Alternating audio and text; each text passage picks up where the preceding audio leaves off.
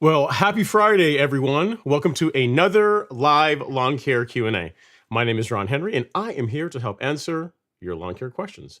Now, if this is the first time you are gracing us with your presence, welcome. We are super happy to have you here. The way this works is really simple. On your screen, you will see a chat box. And in that chat box, you can enter your question, concern, comment of the day, and I work through them in the order that they come in. Now, sometimes I have the answers, sometimes I do not, but either way, we have a great time talking about lawn care and sometimes other live topics. As always, guys, we are coming to you guys live on YouTube. That's our primary platform, but you can also pick up this broadcast on Instagram, Facebook, and Twitter. If you're on Instagram, you're not plugged into the main feed, but you can still feel free to be part of the conversation. Drop your questions, concerns. We'll make sure we work you guys in. So be part of it. Don't just be off there in Instagram land and feel like you're off by yourself. See Robert Rainey, some other folks, Doug's in the house. Hopefully all you guys are doing well. So guys, gals, it's been a wet past few days, right? It's been some crazy weather compared to last week to today. It's been a huge change in the weather across the country. Up north, snow and all over the place. I got pictures from some viewers up north. I'll show you guys.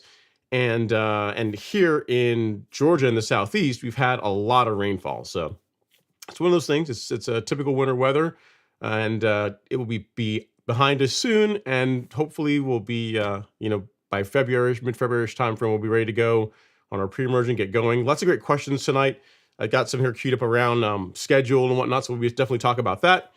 And tonight we're also going to have a poll, because last week a gentleman had a question. He says, what kind of grass does everyone have? So we're going to launch a poll tonight and just have that, and they'll have it run throughout the live stream throughout a lot of the evening, and towards the end we'll see what everyone is working with from a standpoint of grass. All right, so let's see who we have in the live stream this evening. First of all, kicking it off is Mr. Chris Style 405. He drops that super chat to start the evening off. Super chat received. Thank you so much, Chris. Really do appreciate it. There you go, sir. Your name in lights, whatever that means to you. Appreciate all the love and support. Thank you so much for the super chat. Thanks. Really does mean a lot. So let's see who else we got here around the gram. We got Ryan Deal, Tony, some other folks here waving, saying hello. Hopefully you guys are doing all right. And again, if you guys got questions, don't let the gals on YouTube hog up all the fun. You guys, ask questions too, so you guys can be part of it. Don't let them take all of it, because they will. They're like that. They're greedy like that. The YouTube bunch. All right, we got Jason Harrison up, and he says nearly 5 inches this week and next week in the teens. Yeah, so it's a lot of wet and cold weather coming our way.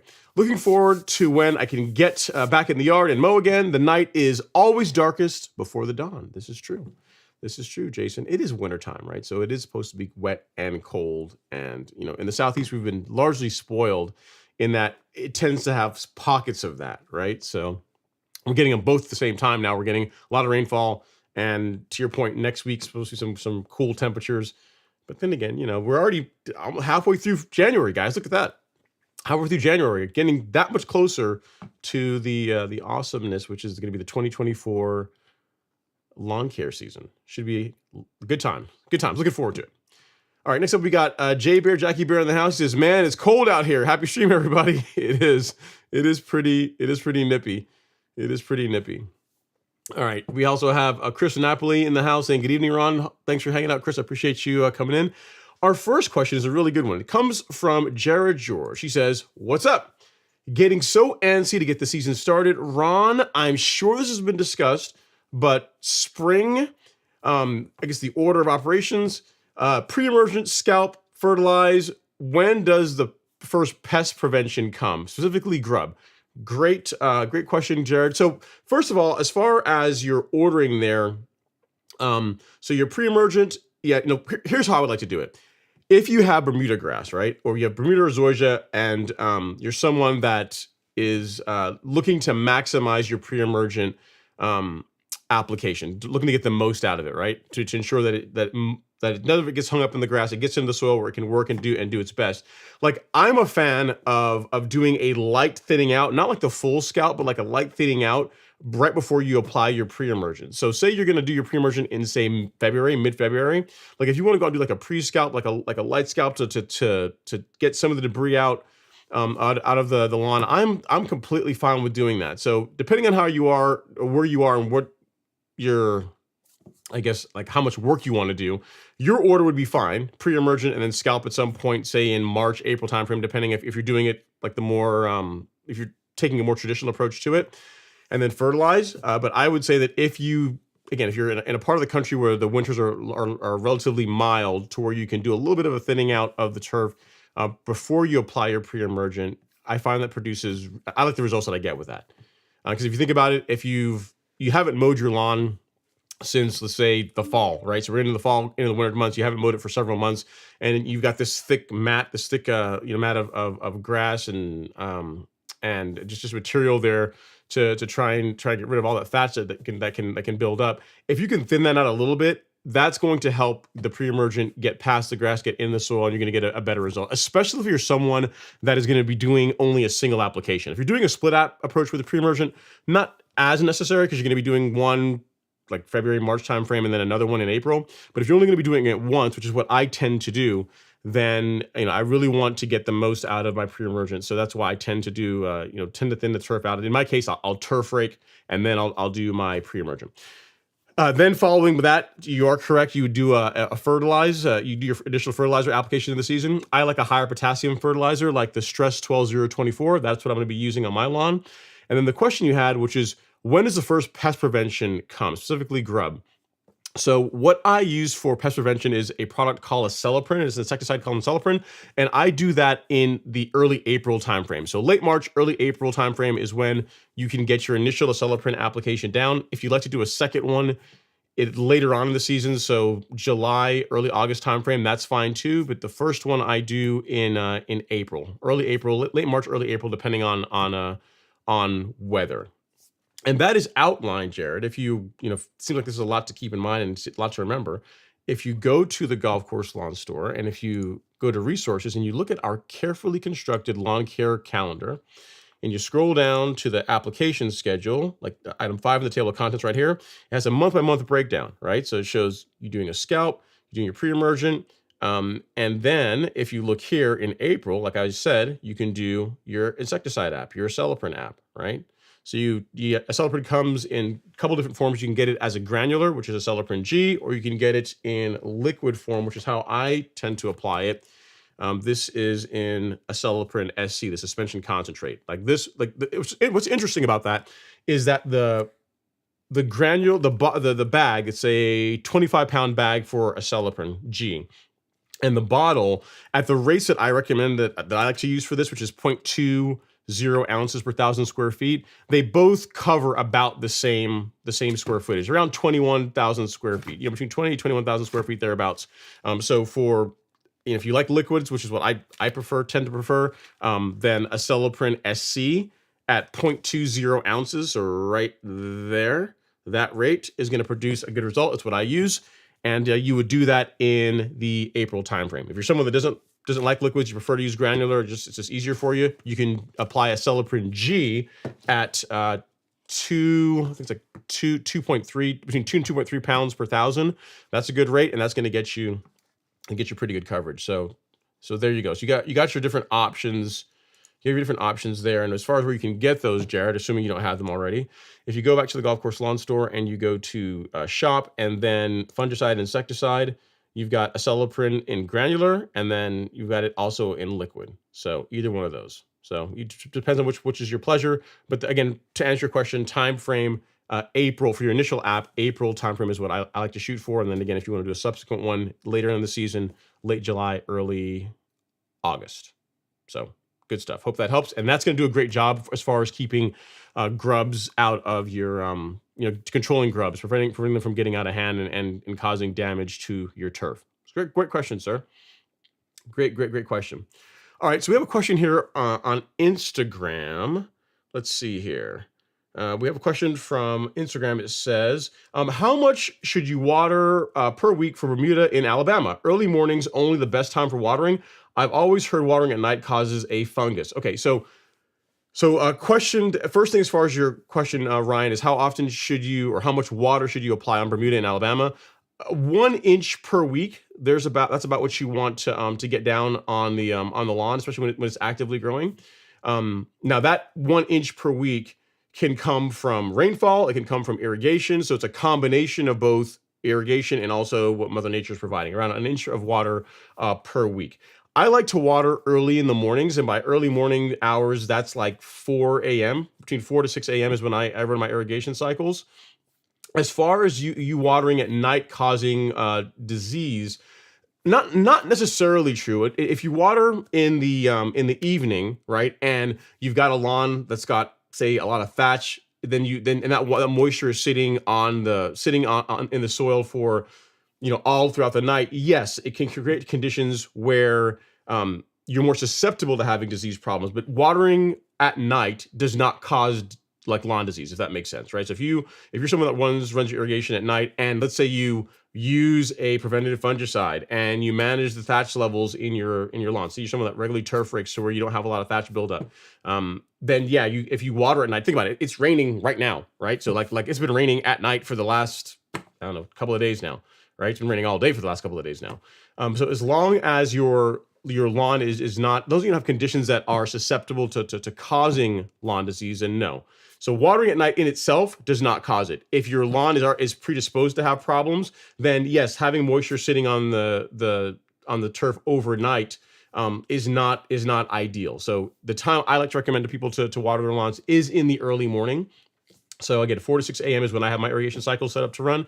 But again, it's not like a strict thing that if you can't run it in the morning and you can only run it, I guess, in the evening for whatever reason, that you are going to cause disease problems in your lawn. It's a combination of factors. Water, a lot of moisture, hot, humid conditions are one of the conditions that create that make your lawn more susceptible to having lawn disease problems. But water in itself, it's not like if you water your lawn at night, you're going to have disease issues. You know what I mean? Well, it'd be interesting. That'd be an interesting experiment for me to do this year. If you guys are interested in that, instead of watering my lawn at like 4 to 6 a.m. as I've done for years, I could run irrigation, I guess, at like 10 o'clock at night and just do that this season and show you guys that I'm not gonna have much of disease problems in my lawn because I don't have a lot of thatch buildup. I use preventative fungicide during the times of year when the lawn is more susceptible to disease problems. So in the months of May and June, I do a preventative fungicide app then, and that has served me well. So hopefully that makes sense to you as far as the logic behind that. Like, water in itself is not going to cause disease problems. It's that, along with other factors, can create conditions that make your lawn more susceptible to disease. But that in itself shouldn't do it if everything else is in good shape. All right, so got another question here on the gram. He says, just pulled some cores for a soil test and wondered if it is too early in the season to get a game plan. It's never too early to create a plan. I mean, you may not execute on it yet, but yes, getting your plan in order, not too early for that at all. Central Ohio, 55,000 square feet. You have over an acre. Good Lord. Heaven help you. Says non-irrigated, 90%, 90-10 mix of turf type tall fescue and Kentucky bluegrass. Wow. Yeah, that's so in your case, Tony, is it too early to get a plan together? No. It just depends. Are you planning on like managing or fertilizing, mowing like that entire 55,000 square feet? That's a lot to keep up with. So I'm not sure what your goals are. If you're asking, it's not like you already got a soil test, which is good, but if your plan is to again, treat the entire thing, like make it all look great, and you have the time to do that, because the thing to keep in mind, right? There's couple components. You did a soil test, which is good, which is going to tell you what the nutrient deficiencies, if any, you have on your property. And the next component is going to be like your nutrient inputs. So whether you're going to go with like a granular fertilizer, which is going to take, like the thing about the stuff that we sell. If you did like Humic Max, it's like one bag is 15,000 square feet. So you're going to need almost 4 bags. 4 bags to do your entire property one time. And then liquids, you have to kind of just figure out if you're also going to be doing liquids as part of your program as well. It's completely doable, but the thing that is going to really, that's going to bring it all together, right, is mowing. So you have to ask yourself, do you have the time? Do you have the time and desire to mow over an acre? If you're really trying to make it look good, you're talking about mowing it like a couple times a week. Right? So once a week is the bare minimum. Really twice per week is if you want to stand out, is what it's going to take. So I'm not sure what kind of equipment you have or what you're going to be using, how quickly you can mow, that size property. But if I guess what I'm trying to say is, know what you're signing up for if you decide to go this route, because the granular fertilizer, you're doing that like once a month. The liquids, if you're doing liquids and you're doing spoon feeding, like what I teach, you're doing that twice a month. But mowing is twice a week. If you want to really look good. So that's the part of it that I would, put some thought into and decide if it's really for you. If you want a calendar that provides some value and tell you like what inputs that I recommend using throughout the season to get a good stand of turf. There's a lot of lots of folks follow this and have great results with it. I'll link you our lawn application calendar here on the Golf Course Lawn Store. And there we go. So there's that. And you said, yes. Oh, yes. I've been maintaining my yard for 3 years now. Good liquid fertilizer program, but concentrating on hitting biostimulants hard this year. I mow twice a week. Could send you pics if needed. Man, dude, okay. So my man, you are more dedicated than me. So you're telling me for 55,000 square feet, and you've been mowing that twice a week for 3 years. Like, obviously, when it's actively growing, I salute you, sir. But yes, if you want to reach out to me, if you want some help with putting together a more detailed plan, like as a combination of like biostimulants and granular fertilizer, I'm absolutely happy to help you do that. Send me an email. It is ron@golfcourselawn.com. So just how it sounds. My name, RON, and then at golfcourselawn all together. Ron@golfcourselawn.com, and I'll paste that here in the chat for you as well. So send me an email, what you're looking for, and I'll do my best to help you out. Ron at Golf Course. Let me make sure I'm spelling this right. So there you go. So yes, send me an email, and we will chat, sir. We will chat, sir. It is not going to be inexpensive, but you already know that. You have like over an acre that you mow twice a week, so you're used to spending a lot of money on your property. Cool. Yeah, send me an email. We'll get together. All right. So next up, we have our next super chat of the evening. Thank you so much. It's from Mr. Luis Ayabareño. Luis is in the house.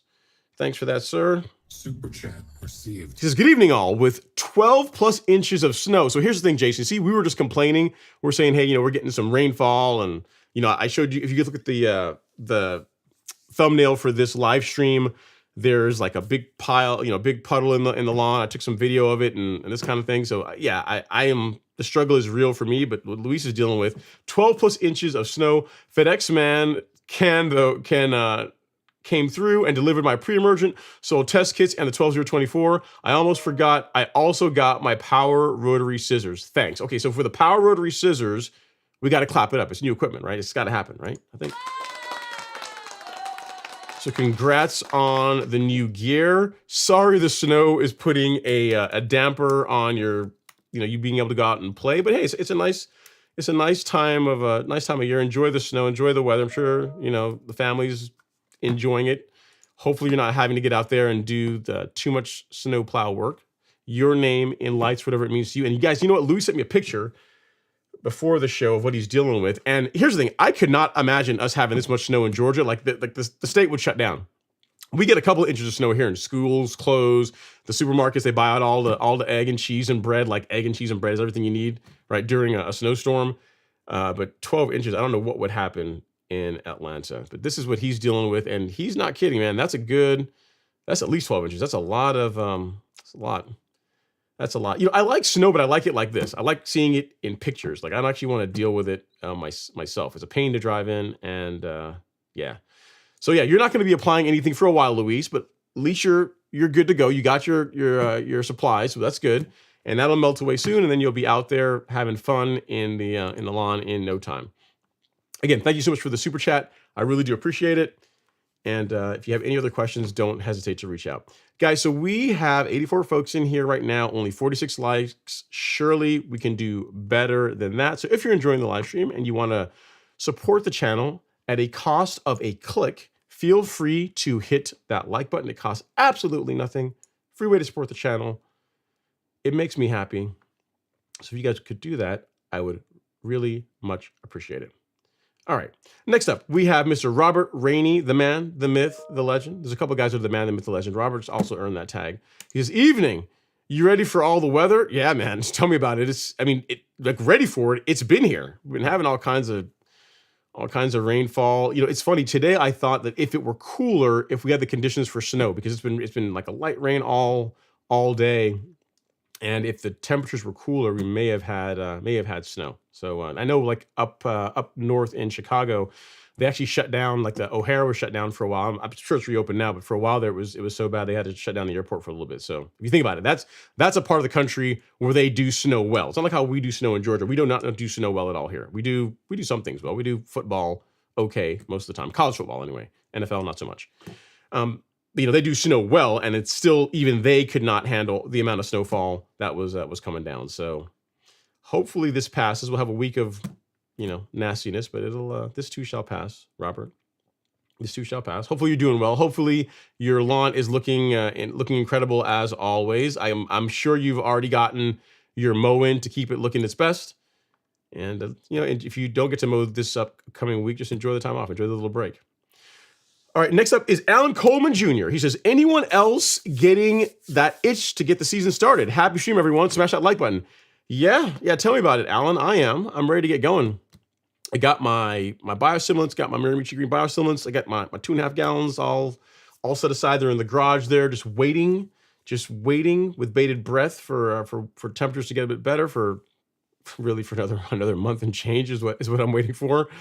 But the first thing is going to be, a good turf rake and then pre-emergent. That's a look at the temperatures and what the weather's looking like, but it'll likely be the first part of next month. We'll have to see. I mean, that's worked well for me in the past, and that's likely what I plan to do this year, barring, a lot, like a string of inclement weather just doesn't makes it make not sense. So yeah, man, looking forward to get started. And like some of you guys, like the other gentleman that was here that was reaching out to me, Mr. Tony, at least use this time, even though I know we'd like to be out there messing with the lawn or planning our pre-emergent and all this kind of stuff, just take this time to do what Tony was talking about, get a plan together. We have like really good calendars on the Golf Course Lawn Store that are completely free. I am finishing up the calendar for the Golf Course Lawn Academy for this year. That's going to be published to the group here shortly. So take advantage of that. Get your supplies that you need at least for the first part of the season, so you have your stuff. So you're just waiting for conditions to be right, and then you're off to the races. You know what I mean? So take this. Don't waste this downtime. If you got equipment, you have a mower. If you haven't gotten it sharpened, send it out. Get it. Get your equipment, all your maintenance done. Get all that stuff taken care of, so you are good to go once go time arrives. You don't want to be one of those folks out there trying to get in on the service shop schedule like everybody else, like in March, April timeframe. Get it done now. Like if you sharpen, I promise you, here's a trick. Now, don't tell anyone else this, but if you sharpen your mower now and you put it in the garage, it's still going to be sharp like in March or April whenever you start cutting your grass. I've tested this. So if you want to get ahead of the crowd, then just get it taken care of ahead of time. So I would highly encourage you guys, get your maintenance done. There's no reason to not do it. Think about it. The shops aren't as busy, so they're not going to be as much of a rush to turn things around. So good time to get it done. All right, next up is Two Trilla in Manila. He says, happy Friday, Ron and Sharp Action Gang. I hope everyone was able to be safe with all the bad weather as of late. Yep. I mean, definitely stay, if you can stay indoors or stay close to home, that would be ideal. Yeah, a buddy of mine, he was planning to fly down to Florida today, and they had to change the plans. They had to get a small bus to go drive down instead because of the delays. They didn't want to take the chance of not being able to get down there. So there you are. I think they arrived already, but yeah, they chose to drive. But if you're not that kind of person where you have to do that kind of thing, stay in your home. It's a good idea. Next up is Justin Cherapy. He says, yo, happy Friday. Hit that like button. Ron, put everything on sale, please. That'd be nice. But then I'd go out of business, right? That wouldn't work. We don't typically run sales for Black Friday. We did one for a few days, but that's really going to be it. You know what I mean? We just got we just finished restocking as far as like our fertilizers and Essential G and that type of thing. So if you guys are looking to get that, you can pick that stuff up. But this is not the time of year that we could really be running sales, Justin, unfortunately. I appreciate the sentiment though. I hear where you're coming from. And then LG's in the house. LG, what's going on, man? Here's the thing. If they give you a hard time, LG, you come tell me about it. All right. Do not let them pick on you about the thing 2 weeks ago. I'm not going to allow it. You guys behave. Don't be getting on LG's case. And if someone talks mean to you, you come tell me and we'll take care of it. Make sure that we don't allow that. All right. We have a couple comments here on Instagram. This one is from Offered NV. He says, hey, Ron, it's finally Friday. Countdown till spring. Snow here in Reno, Nevada. Snow. At least you guys, tell you what, you guys that have snow, congratulations. Enjoy your snow. Do not bring it to the Southeast United States. You guys just hang on to it. Just send us pictures. Like I got a nice picture there from Louise. You can send me a picture, send it at different angles, and I'll take a look at it and I'll say, wow, that looks really nice. And I'm glad that's not here. So enjoy the snow. And then Offered Envy says, family Tennessee, they are getting really cold. Yeah, I get it. It's a time to run your heater in the house, right? Not so much, definitely no AC this time of year. But glad to see that you're doing well, sir. We got Colin in the house. CPIMS, he says, what's up, Ron? Tuning in for a good live stream tonight. Hope your Friday has been well. It has been well. And guys, remember, Colin last week, just a little bit of a recap. Last week, he got his reel mower. I think it's his first reel mower, if I'm not mistaken. First power reel mower anyway. And it was a McLean. And he sent me pictures of it. So I'll show you guys the pictures. I think it's from last week. I still got them.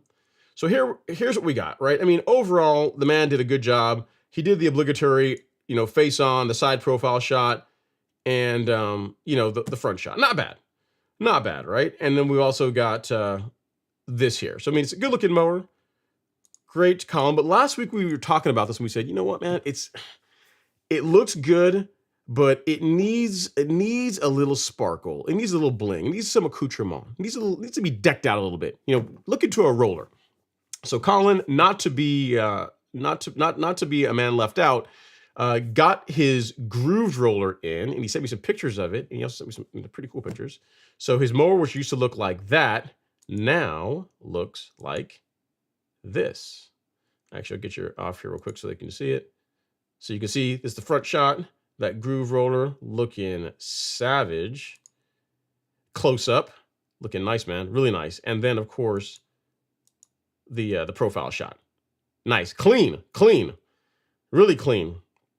A huge upgrade going from that, which again, I'm not trying to hate on that, but I mean, this, you really would not see the benefits of that more, not realize all of the awesomeness that real mowing can provide until you take it from that to that. So congrats again on the mower. Congrats again also on upgrading it, getting your groove roller on there because it looks sweet. And you know what? Even though it's an equipment upgrade with that much bling, you know, we gotta clap it up. We gotta do it. So congrats on the mower and on your groove roller. Mow in good health. Let us know how it cuts. Here's the thing, Colin. The first time you put that mower on the grass, you might hear like harps playing in the background, like you can hear like light singing. It's completely normal. Just continue your mow. Like always happens the first time, the first pass with a new mower on turf. You might hear that in the background, but don't just pay it no mind. Get your mow done, and you'll be good to go. Again, congrats. Really nice piece of equipment. I'm sure you're gonna get great results with it. All right. Next up is Lawn Mower Master. He says, got my Earthway 2050P today. Excellent choice. Ready to unbox and put the pre-emergent down soon. Very, very nice. Cool, man. Great choice as far as broadcast spreaders go. That's my broadcast spreader of choice for reasons that I've explained several times. And yeah, nice. Good choice, Lawnmower Master. It's going to serve you well. There's not really a whole lot to go wrong with that spreader.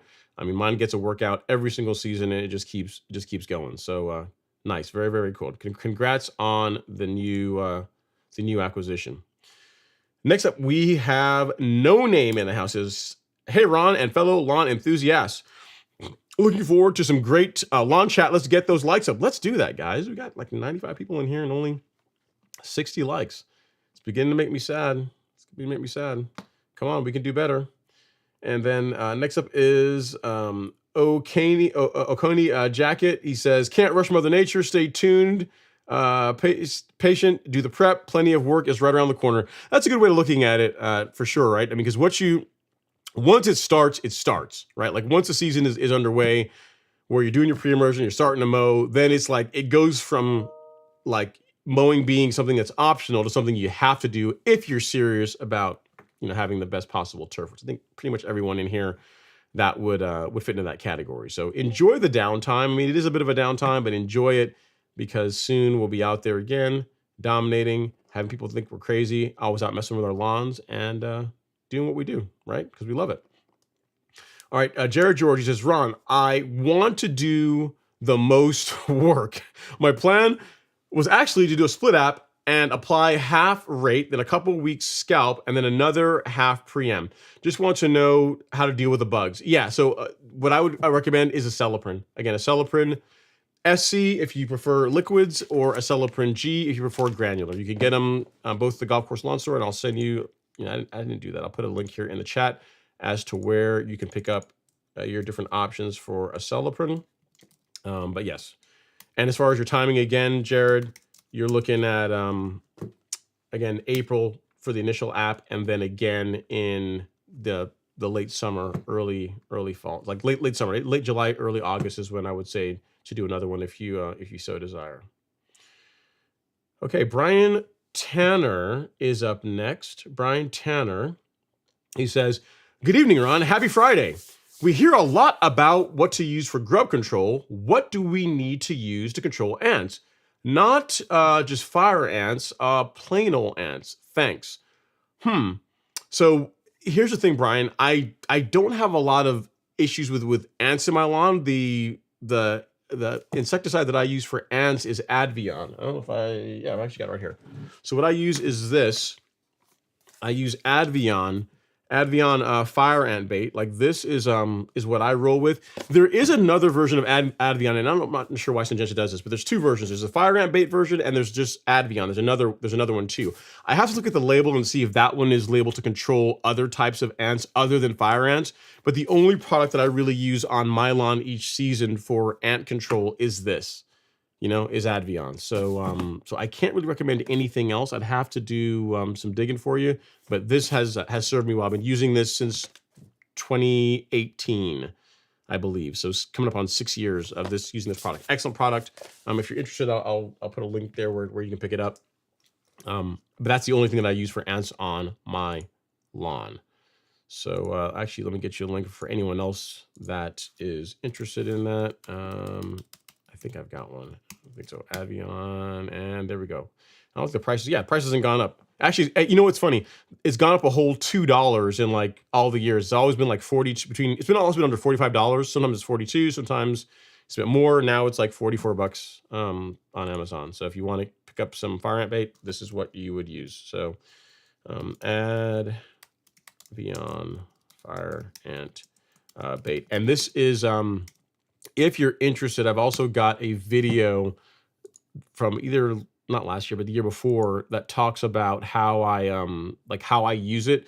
There's a couple ways you can use it. You can use it on active ant mounds, or you can also use it as a preventative, which is what I tend to do, is by putting like doing an application around the perimeter of your property. That has worked well for me. So I will get you that video in case you guys are interested. Here we go. Yep. It's from 2022. Time flies when you're having fun. So there we go. And fire ant video. So there you go. You guys you got both of them. But it's featuring that product, and I show how I like to use it for great results. All right, next up is Brian. He says, also thanks for the help with the carbon kits. Ordered a second one to cover me for this coming season. Looking forward to getting the gallon of 901C and NutriKelp to carry into next year's season. Yeah, nice. Very, very cool, Brian. So Brian had an interesting question when it came to the carbon kit use, right? So I think his lawn was around 4,000, like between 3,000 and 4,000 square feet. And he wanted to do the spoon feeding program. So I told him, you can get the smaller kit, but if you're really going to do spoon feeding where you're going to be applying it every couple of weeks, so twice a month, then what some people opt to do is to get the 10,000 square foot kit and just have more of the product, right? So it's a way to save a little bit, and you get more applications, which is what he went for. So I'm glad that was helpful, sir. Hopefully that helps you as far as your spoon feeding program. I'll send you some links.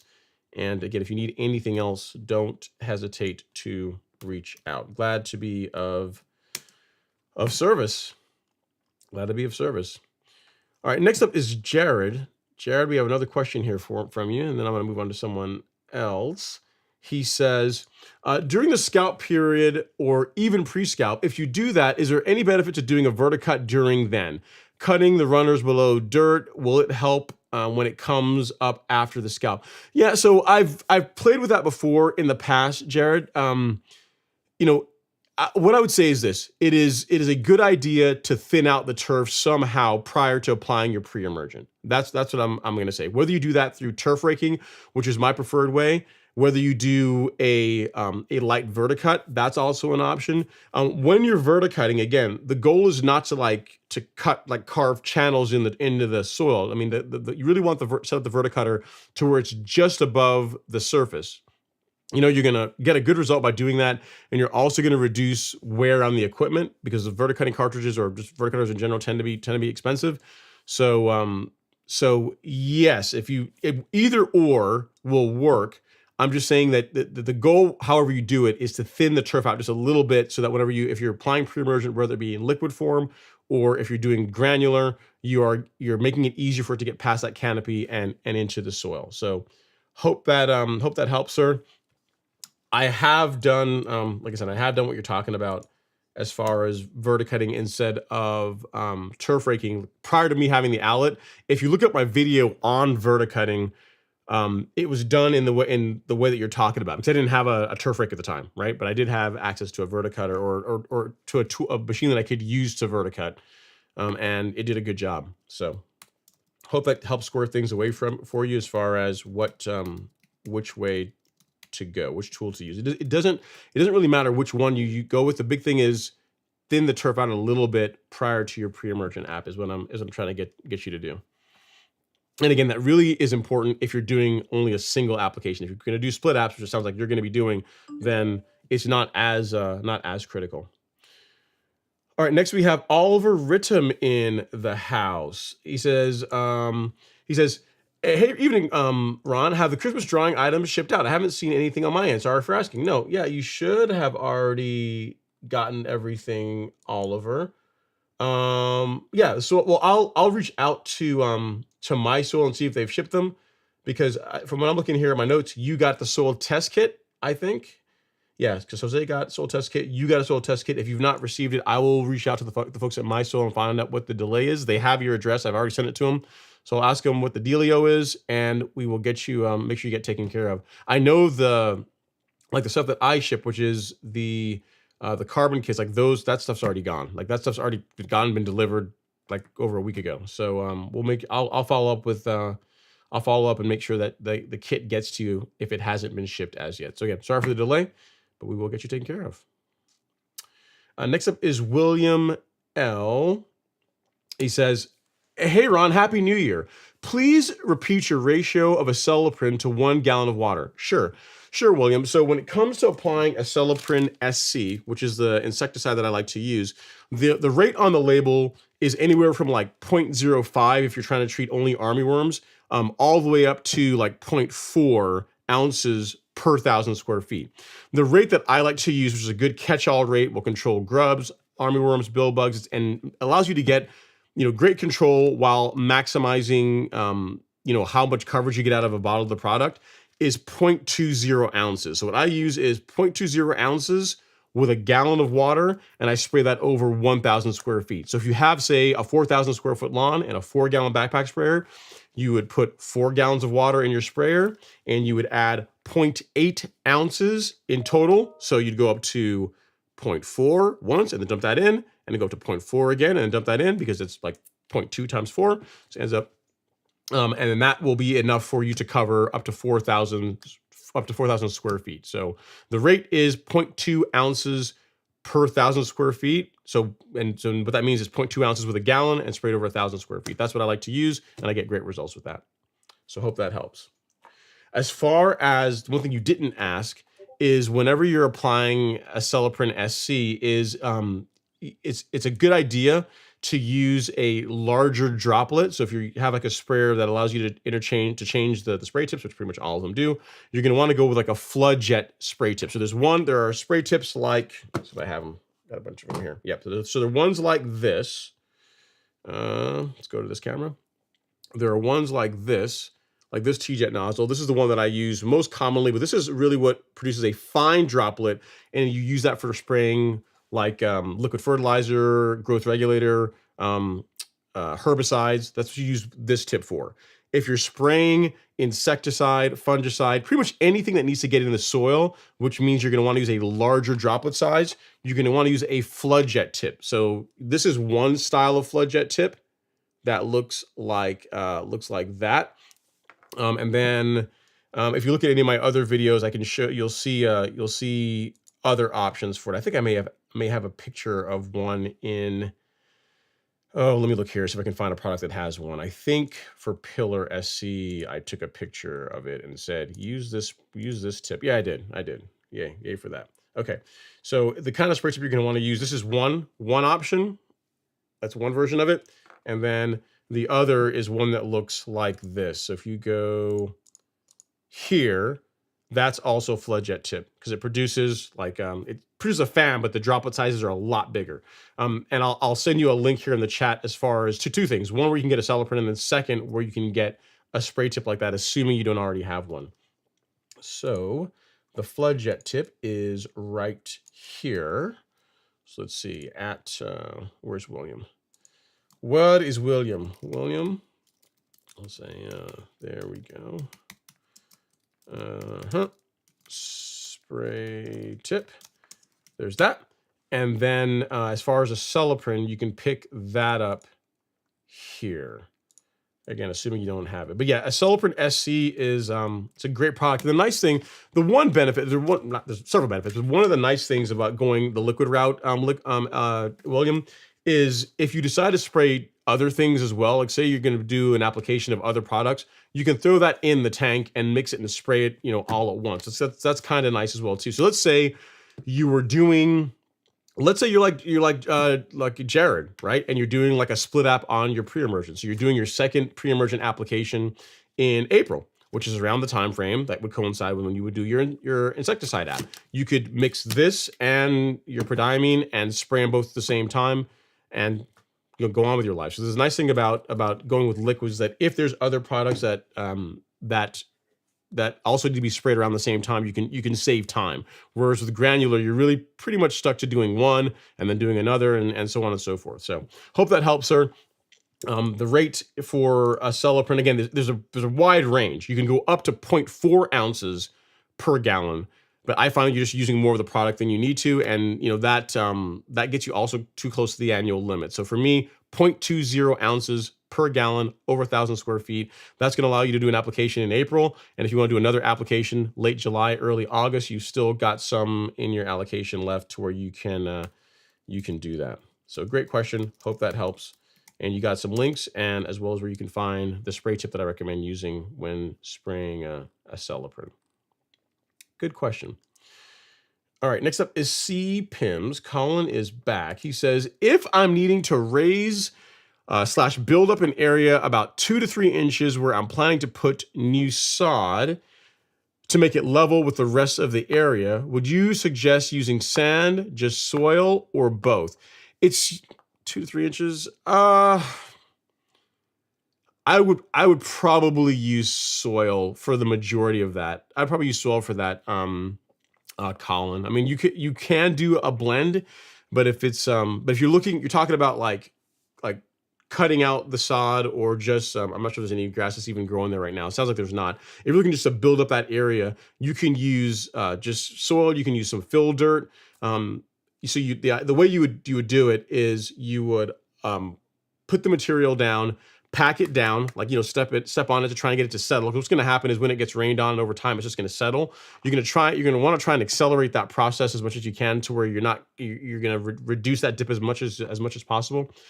And then you would, before you did your sod, I would do a biostimulant, like a granular biostimulant, like Essential G. And then after doing that, apply the sod. And then once it's rooted in, growing in, looking good, at that point is when I would go with like sand and soil to do your leveling work. You know what I mean? So to backfill, you're trying to build up an area that's relatively low. You can use just fill dirt or soil for that. Just make sure you compress it, you pack it down well, and then once the sod is in place, then you can top dress to do the final leveling and getting everything looking good. And in that case, I would use a sand soil blend. It's also going to be less headache and probably a bit cheaper for you to do it that way too, right? So hope that helps, sir. I guess let me think about this. The only scenario where I could see using like a blend, like say a 50-50 blend of, like say, sand and soil, or 70-30 blend of sand and soil to build up those 2 to 3 inches, if that area has had issues with drainage in the past. So let's say that area, it's a low spot, but let's say it's also an area when you get a lot of rainfall, like water tends to settle there. In that case, I would consider doing a blend, right? Because that's going to help also reduce the issues with, it's going to help pull water away from the surface, which like fill dirt or topsoil isn't going to do as good a job of. But barring that one edge case, I would just backfill it with like topsoil, fill dirt, compress it, get it as smooth as possible, lay your sod, and then top dress the area once you're done. Level the area once you're done. So great question, sir. That is a good one. Sounds like a fun project. Look at you, man. You got your real mower. Now you're just trying to install more grass. You have more stuff to mow. I like it. I like it. You're a wild man. You got your real mower and you're thinking, well, I got the back right now, and that's going to take me all of 10 minutes to mow. And I want to make sure I get this mower a good break in. The oil won't even get warm mowing the back lawn. So trying to get more going. Very cool. All right, so let's see if we have anything here on the gram. No, you guys are quiet, just kind of hanging out. All right, so our next question is from Oconee Jacket. He says, here's a different question. What are some best ideas for scalping and getting rid of dead grass, including how to bag and dispose of so much debris? Grass catchers and bags are so clunky. Yes, a great question, Oconee Jacket. I really do feel that using a grass catcher or a bag is the best way. I've done it to where I have scalped the lawn and just blown all the material back into the lawn and then raked it afterwards. That is far, far worse than having to make a pass or two and then empty the grass catcher or the bag out. So really your best bet is to do that. Use the grass catcher, or use it if you're more with a bagger, use that. What I would recommend is if you can get the refuse bags and just place them throughout the lawn. Don't have them just only in one section. Have them at different parts of the lawn. It's going to make it a lot more convenient to do the amount of emptying that you're going to have to do. So help the process go faster. So hope that helps. I've got my video on scalping that I will show you, and I did that exact thing, right? I did exactly what I'm talking about. So what I mean is this: if you know what I if you understand what I'm talking about as far as like placing bags everywhere. Let's say that the soil test kit is your lawn, right? Let's say it's a large lawn, like 8,000 square feet or so, like my back lawn is. If you're scalping and you're taking off a quarter of an inch, even a quarter of an inch, say a quarter to a quarter inch is a lot of material, but all at once. But say you're taking off a quarter of an inch of material, what I would do is I'd have like a bag here, and I'd have another bag like I'd place like 1, 2, 3 bags here, and then 1, 2, 3 bags here, and then maybe 2 in the middle of the lawn, so that as you're making a pass, because literally you'll be surprised at how quickly they fill up. You'll make with the True Cut, man, maybe a pass and a half, and then I'm emptying it. You know what I mean? It doesn't take a lot to fill up the grass catcher on the mower. I mean, and that's before I had the like that topper, the grass topper that Real Rollers now makes for it. If I had the grass topper, I'd likely be able to get a few more passes out of it. But the grass catcher on a True Cut isn't that great before, and that you don't get to fill it that much before grass starts to kind of blow out of it. But I'd say to make the process easier, just place refuse bags all throughout the lawn. What you might find is your trash service may or may not take that much debris. Like my trash service, and now they won't take any of it, but in the past they would do 6 bags. You could have like 6 bags of grass clippings, and they would take that, and there was no issue. What I would do when I was doing scalping work is whenever there's a lawn care service, like a lawn care service is doing some work around here in the area, I would flag one of those guys down and say, hey man, if you take like can I pay you like $50 to take these and get rid of them? And those guys were happy to do that, because if you think about it, like if you have to go and load up 15, 20 bags, depending on how big your lawn is or more, of refuse bags, then take them to a local landfill, like the one that's closest to me, it's like $15 or so just to enter, just to get in there. And then they weigh your car as you're going in, and depending on how much less you weigh when you go out, they charge you accordingly, right? So there's your time in going up there to go do that. And there's also, in my case, I don't have any way to carry that much stuff, right? Like I don't, like when I've done scalping in the past, I've had 25, 30 bags of clippings, and I have no way to move all that stuff. So paying, one of the guys that are out here, they're mowing a lawn or something, or they're doing some hedge work, and they've got, they got a bunch of trash in there anyway, and saying, hey, listen, $50, you mind taking these? They're happy to do it, and I'm happy to pay them, and everything is all good. But to answer your question, going with a catcher or a bag is the way to go. It is several orders of magnitude more work to scalp the lawn, blow all the trash back into have all that trash fall back in the lawn, and then have to rake it and blow it and try and get it all, like scoop it all up. I've done that before. That you do not want to go down that route. That's a lot. That's far more work than having to stop every 5 minutes or so and empty out the grass catcher. Your question is part of why I recommend to people that if you have a larger lawn, to consider doing like a pre-scalp. Like I know it's kind of a funny term, but like instead of doing all your scalping all in one session, which is kind of a pain, break it up into multiple. So like if you've got a big property, you could do some of it in like February time frame, and then do the final before you're ready to really start the season, start fertilizing and that kind of thing in March. And that makes the process less work. It's if you have a trash service that will take lawn refuse, if you put 4 or 5 or 6 bags on the corner, they're more likely to do that than if you put like 20. You know what I mean? So that's the reasoning why I say, if you can, break it up into multiple sessions. So great question. Hope that helps. Use a grass catcher or a bag. It is way better than the other option, and just pay someone to get rid of it for you. That's what I've done in the past. Next up, we got Happy Fuller in the house. He says, hey, Ron, hope you are doing well. Can't catch the whole stream tonight, but wanted to say hello. I appreciate that, Happy. Appreciate you coming in just to say hello, even though you can't catch the entire stream tonight. Thanks for all the love and support. Larry's in the house. He says, let's see here. He says, hey, Ron, another great Friday stream to listen while I'm welding. Cool. What kind of stuff do you weld, man? Interested in finding out. He says, are warm season lawns more susceptible to dog urine dead spots than cool season? My fescue isn't affected. That's a good question. I don't know that they are, I don't know if they're necessarily more or less susceptible, Larry. It depends on the size of the dog, like the amount of urine we're talking about here, and yeah, it depends. It depends. I don't know that cool season grass or warm season grass, if one is worse than the other. I have seen situations where you have like a lawn, like say, take for example Alex's lawn, right?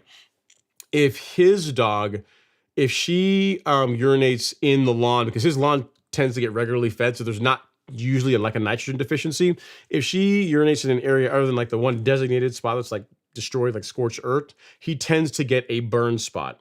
But I've also seen pictures from people that don't, fertilize their lawns as regularly, and what you'll see is you'll find the lawn is green, and wherever the dog urinates, it's like a brighter green, right? It's also like it's getting a bit more fertilizer. But there's a ton of factors there. It depends, obviously how much nitrogen the existing turf already has, and also the size of the dog. Like a small dog is less likely to do damage than a larger dog. Like their dog, she's a good sized dog. She's probably, I don't know how much Stella weighs. She's probably 60 pounds, I imagine. She's not tiny, but she's not super small either. But I've never heard that one grass like fescue is less susceptible than Bermuda. Because I've seen Bermuda lawns where they have dogs and they don't have any damage, and there's other lawns like Alex's lawn where if she pees anywhere other than the one place she's supposed to, he is going to get a burn spot. So it depends from lawn to lawn. It varies from lawn to lawn, and also on the size of the dog you have.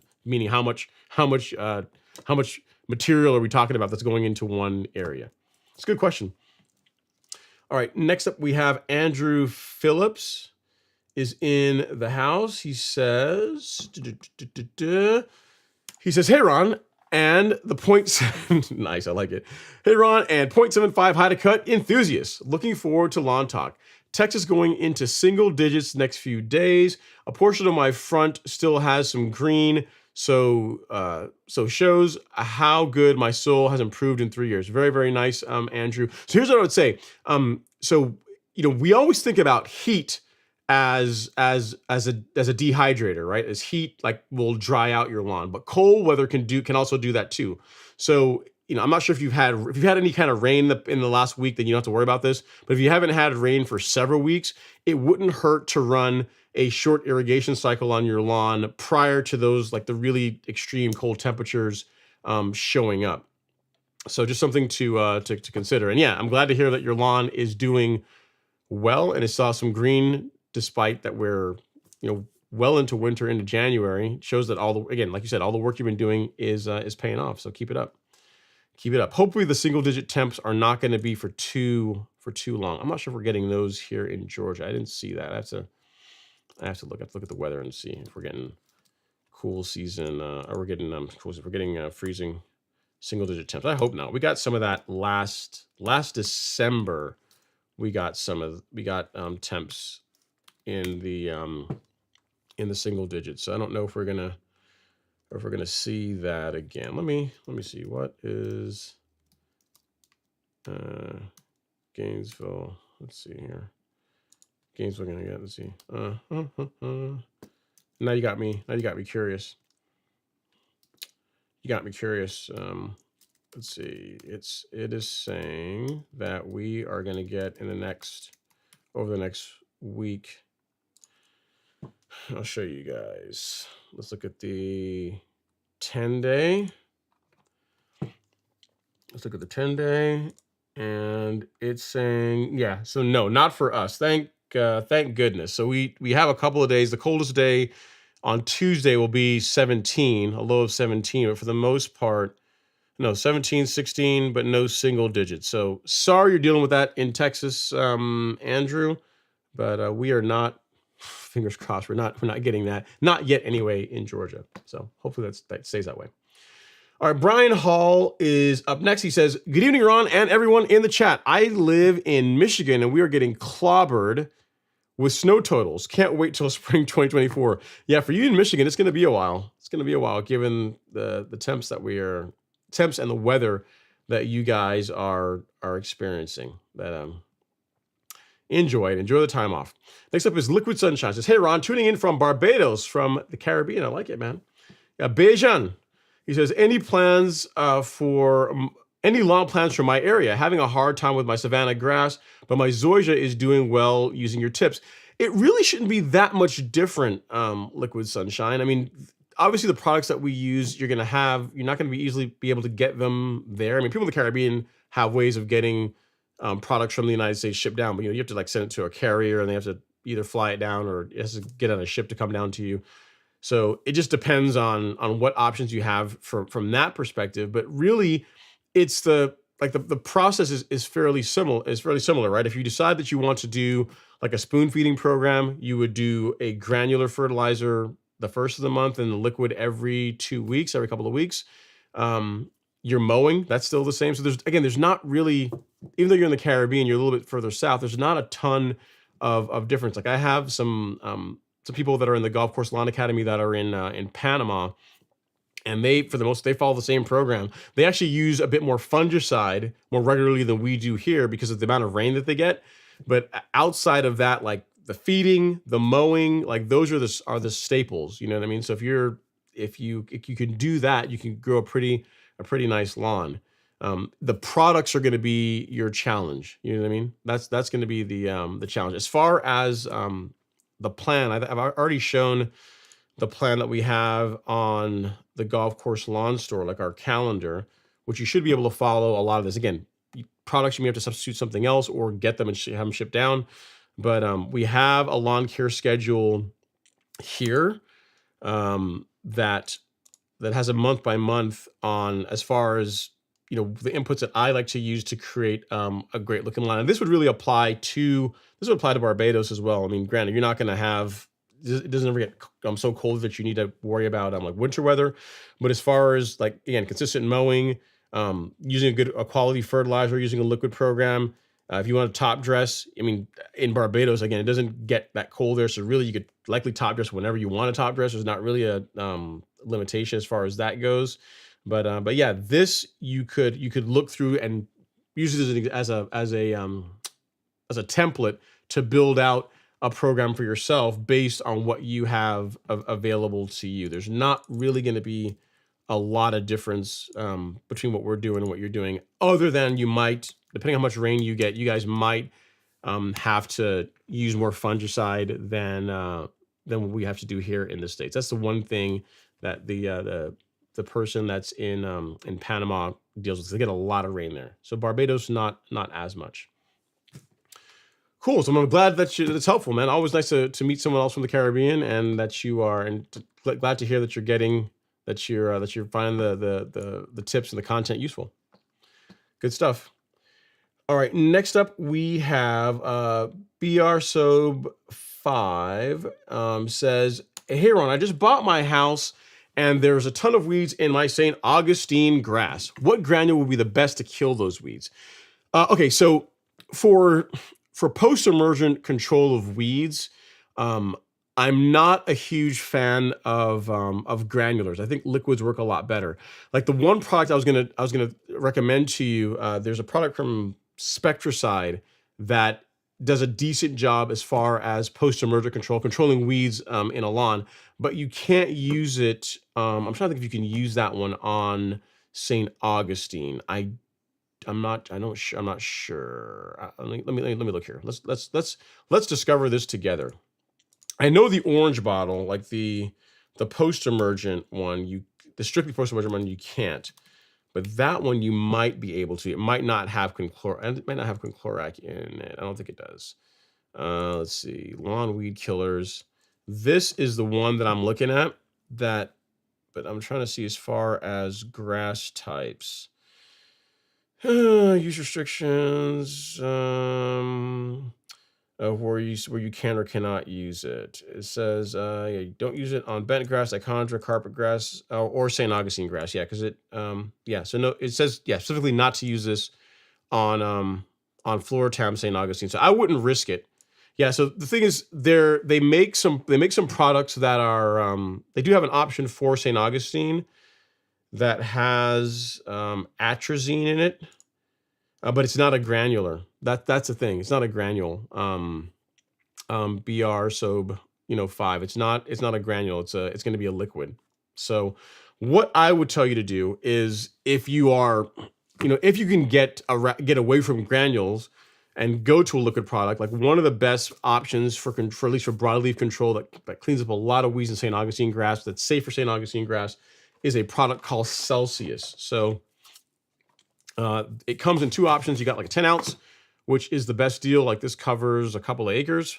And then for easy measuring, for even easier measuring, this is easy to measure. It's got a measuring cup, but for even easier measuring, you can get the single use packets. Now, for someone that's new, if you're going to be doing some spot spraying, you could go out and get like a sprayer at your local big box store if you just wanted something, I guess less expensive to get into. And then as far as use of one of these, you can, if you have, depending on the rates you want to go with, you can use one of these packets in 4 gallons of water, and that'll cover 4,000 square feet. That's on the lower end. That's like the medium rate.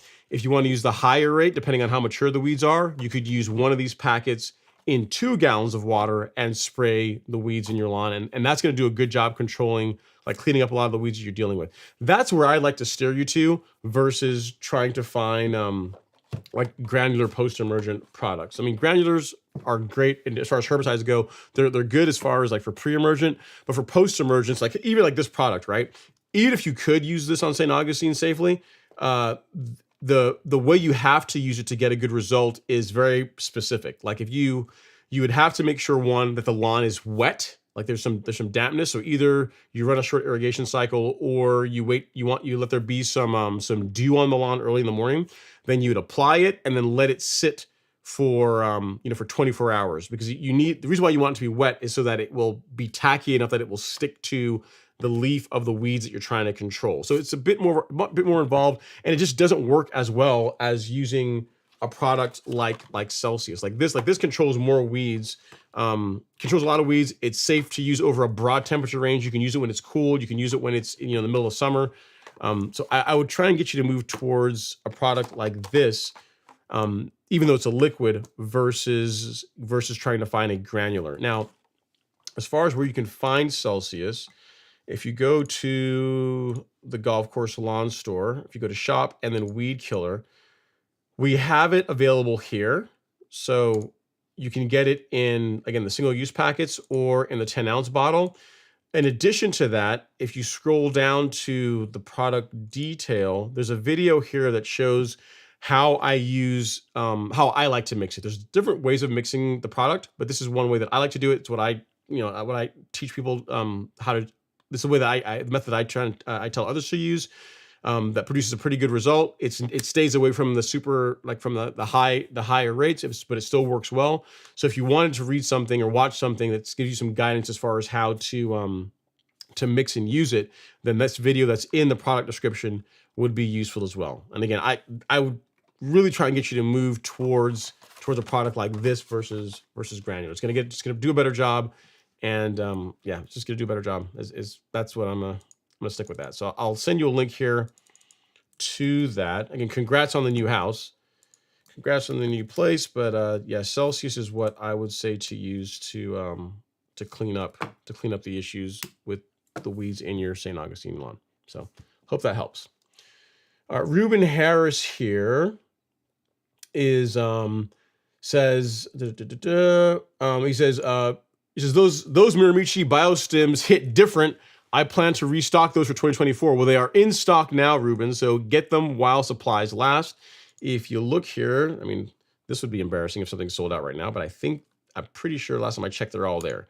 So if you go to the golf course lawn store, go to shop, and then go to Miramichi Green Biostimulants, Essential G, the granular fertilizer, the carbon kit, everything right now is in stock. We just restocked everything, so you are good to go. So if you know what you like, you know the vintages you like to use, get them while supplies last, because like last year we had problems keeping stuff in stock. So if you want something, I would say get it. As long as you got a place to store it in your garage, it's not like it goes bad. So have your stuff and be good to go before the season kicks off. So I'll send you link to where you can pick that up, Ruben. Ruben, I like that. He says that hits different, man. They do. It's good stuff. Really, really happy that had the opportunity to partner with Miramichi Green and to help bring this stuff to the DIY space. It's great products. Okay, Don Summers is here. He's why are you guys messing with him? He says, "What's up, LG? Ron should give you a consolation prize just because he used you to add content to his live streams." Okay. And then next up we have Hoda Mikhail. I'm not sure what question he says, "Hi, we have brown patch last summer on our lawn. We used Desi's 3 times and it did work." It did or did not work? He said it did work. Do we have to do the same thing next spring to prevent that? Thanks. I mean, I'm not familiar with that fungicide, Hoda. If it works and you got good results with it, then sure, use it again. I mean, what I'd say if you're trying to prevent issues with brown patch, I'm a fan of applying the fungicide prior to the problem showing up. So if you had this issue you said in the summer, so I'm saying like June timeframe, I'm a fan of doing a preventative fungicide app in May and then again in June. So the beginning of May you do one, and then you do another one in the June timeframe. So as far as the products that I recommend and what I've used and gotten great results with, if you go to shop and then fungicide and insecticide, you've got, if you prefer liquids, you can use Pillar SC, which is a liquid fungicide. It's really easy to use. There's only one rate, 1 ounce per 1,000 square feet. And if you prefer granular, you can go with Headway G. It's a granular fungicide, works well. Again, they both control the same lawn diseases, brown patch being one of them. It's actually in the description. The nice thing about both of these is that unlike several other fungicides, these are like a 2-in-1 product, meaning if you buy Headway, you're getting 2 fungicides in the bag. You're getting azoxystrobin and propiconazole. And then for Pillar SC, the active ingredients, I'm gonna find that because I can find the active ingredient names. Where are they? Because I know I have them listed here. Yeah. So tritoconazole and then pyraclastostrobin. So you've got 2. You also got 2 fungicides as well in Pillar. So it doesn't really matter which of the 2 you use. The choice really comes down to, do you prefer liquid products or do you prefer granular? I prefer liquid, so I'm going to be using Pillar on my lawn this spring. But if you prefer granular, you can use Headway G. They both need to be applied. They both need to be watered in after application, and they will both do an excellent job preventing brown patch in your lawn. Again, I would do 2 applications, especially since you've had issues with it last summer. Do an application in May and then another application in June. So, spread them, do them 1 month apart. And that's going to put you in a really good position to keep your lawn disease free. And you know what? Because I like you, I'll apply a filter here and I'll send you a link to where you can find those fungicides. Okay, good to go. All right, next up, Colin. He says, yes, first real mower ever. Look at you, man. You didn't even go for the push. You went for like the power real mower. You weren't messing around. He said, I was thinking about hearing some Rocky theme music or some Metallica once that first mow comes in. Yeah, what would there's let's see, Hearts on Fire. You could play the Rocky 4 soundtrack is a classic. So pretty much anything on there would be a good choice. So it just depends. I'm just saying, normally it's like harp music. It's like, the angels singing because they're appreciating the awesomeness that you're doing for your little piece of planet Earth. So enjoy it, man. Have fun with it. Alan Coleman Jr., it's not a question. Vahid Navi says, hey, happy Friday. What's going on, Vahid? Hopefully you're doing well, sir. Thanks for taking some time out of your Friday to come say hi. Higgy Pop's in the house. He says, happy Friday. Let's all hit the like button for Ron. It is gratis. It's free. It's free. If you guys like to support the channel without opening your pocketbooks, the like is a way to accomplish that. It's a way to do that. All right, next up we have Don Hatley. Don Hatley. Okay, so he has a question. He says, let's see here. If I put down pre-emergent in September and new winter weeds started popping up in December, is it safe to say the product I use is no good, or maybe I did something wrong?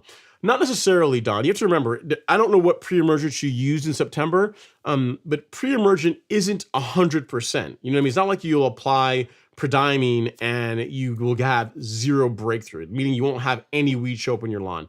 Pre-emergent, if it's applied properly, watered in properly, it does an excellent job at substantially reducing the amount of weed pressure that you have in your lawn. But it's not like you can apply pre-emergent, you're going to have like 100% no weeds. The closest pre-emergent that I've used that approaches that is a product called Spectacle Flow. So if you use Spectacle Flow on your lawn in the fall, like September timeframe, and you're trying to keep like Poanua and a lot of other cool weather weeds out of your lawn, like this product is the closest I've experienced to you apply this. As long as you apply at the correct rates, water it in, that you really don't have a lot of weed pressure in your lawn once you do that. You don't have a lot of breakthrough. Like I was looking at my lawn the other day, and I think I saw like one spot on the entire almost 12,000 square feet where there's a little what looks like Poanua on the front lawn. There's one on the entire property. So that gives you an idea of the effectiveness of this. I don't know what you used, so it's difficult to say, whether you whether or not you did it right or not. I mean, if you applied it in September, October, November, yeah. I mean, so if you applied, say, just prodiamine, for example, right? If you just did prodiamine by itself, and you're seeing some breakthrough in December timeframe, that's not uncommon. What you should not have seen though is like widespread weeds all throughout the lawn. Areas where you might see some breakthrough are areas where where water drains in your lawn. So whenever you get rainfall where a lot of water runs, you might see some breakthrough there. Areas that are near concrete or driveway, if weeds are going to grow in, like that's where you'll see some breakthrough. But again, if you apply it properly, it'll seriously reduce the amount of weed pressure that you're going to see in your lawn. But you have to keep in mind that pre-emergent isn't it's not 100%. If that's what I'm trying to say, you know what I mean? So, on my lawn, I really don't have weeds in the spring or summer months, but I've been using this program where I do a fall pre-emergent and then a spring pre-emergent religiously for years. You know what I mean? So like that coupled with like the mowing schedule that I follow, I don't create conditions where weeds tend to be much of a problem. Depending on another thing to consider too, depending on where you're starting, right? So if your lawn was one where you had a lot of weed pressure in it, then yeah, you may see a bit more breakthrough than a lawn that's had weeds under control for a longer period of time. You know what I mean? So there are other factors that can cause you to have some, but yeah, I mean, I guess what I'm saying is it's not uncommon, especially if all you use is prodiamine, but it should be the exception, you seeing new weeds in your lawn rather than the rule, if that makes sense. So hope that helps her. It's a great question as far as pre-emergent goes. And again, that's why if you have, it's what kind of grass you have, but if you have warm season grass and your budget permits, I am a huge fan of this pre-emergent. Spectacle Flow is an excellent option for controlling weeds in warm season turf, particularly in the fall, winter months. It's an excellent product. I've tried lots of different combinations. Spectacle is the one that I like the best. So hope that helps her. Sorry you're dealing with that, but again, all you can do is one, you can pull them. You can, if you have them in they're congregated in one area, you can always spray them with a post-emergent herbicide. That's another option too. So yeah, you can take care of them if they're bugging you that much. All right, next up is Alan Coleman Jr. He says, Ron, last year I had some small breakouts of foxtail. A lot of people experienced that last year. It's interesting. Is usually just pull the weeds as I saw them throughout the season. But is there a herbicide you recommend to have for that? Celsius. Celsius will take care of those. I'm pretty sure because I've sprayed, like, I've got it up right here, and I will. Yeah, foxtail. Yep, it's on the label. Yeah, Celsius will clean up foxtail. Make sure you use surfactant with it, Alan. So this, where am I? Here. This, and again, I'm assuming you have warm season grass like Bermuda, zoysia, St. Augustine, one of those. So this is what you'll use for taking care of foxtail, along with a bunch of other weeds in your lawn. But it is for warm season turf only. So yeah. And I'll get you a link to where you can find both of those, Alan. You're going to want to get Celsius and the surfactant. Celsius and the surfactant is what you're going to be after. So at Alan, where are you? At Alan Coleman Jr. And there you go. That will get you taken care of. All right, next up is Tom. He says, Ron, you are brave and selfless to be experimenting with bad practices like watering at 10 p.m. Well, I mean, it's not the, well, it's funny you say that. If you look at, like, I think Devin was on here either the last time he was on or another time before.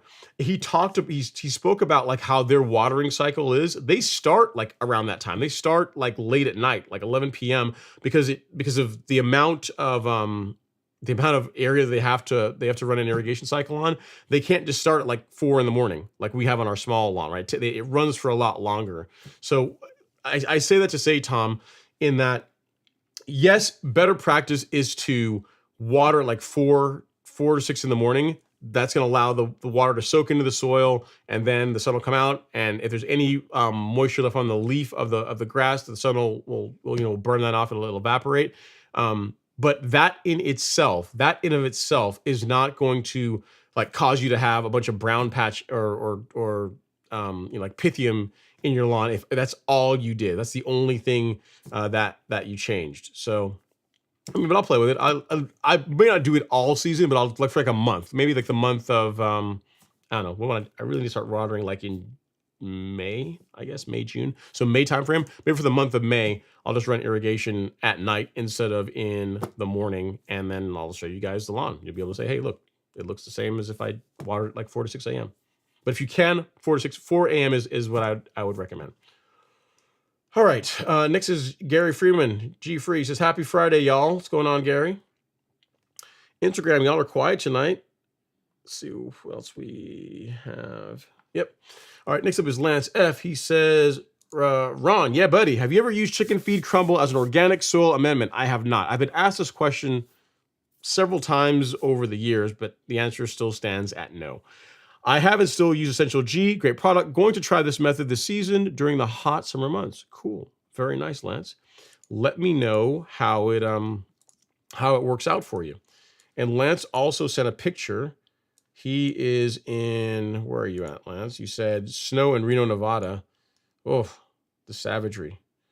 So I can get this picture to copy here. And there we go. Cool. Yep. So this is a picture of Lance's lawn or his house that he sent.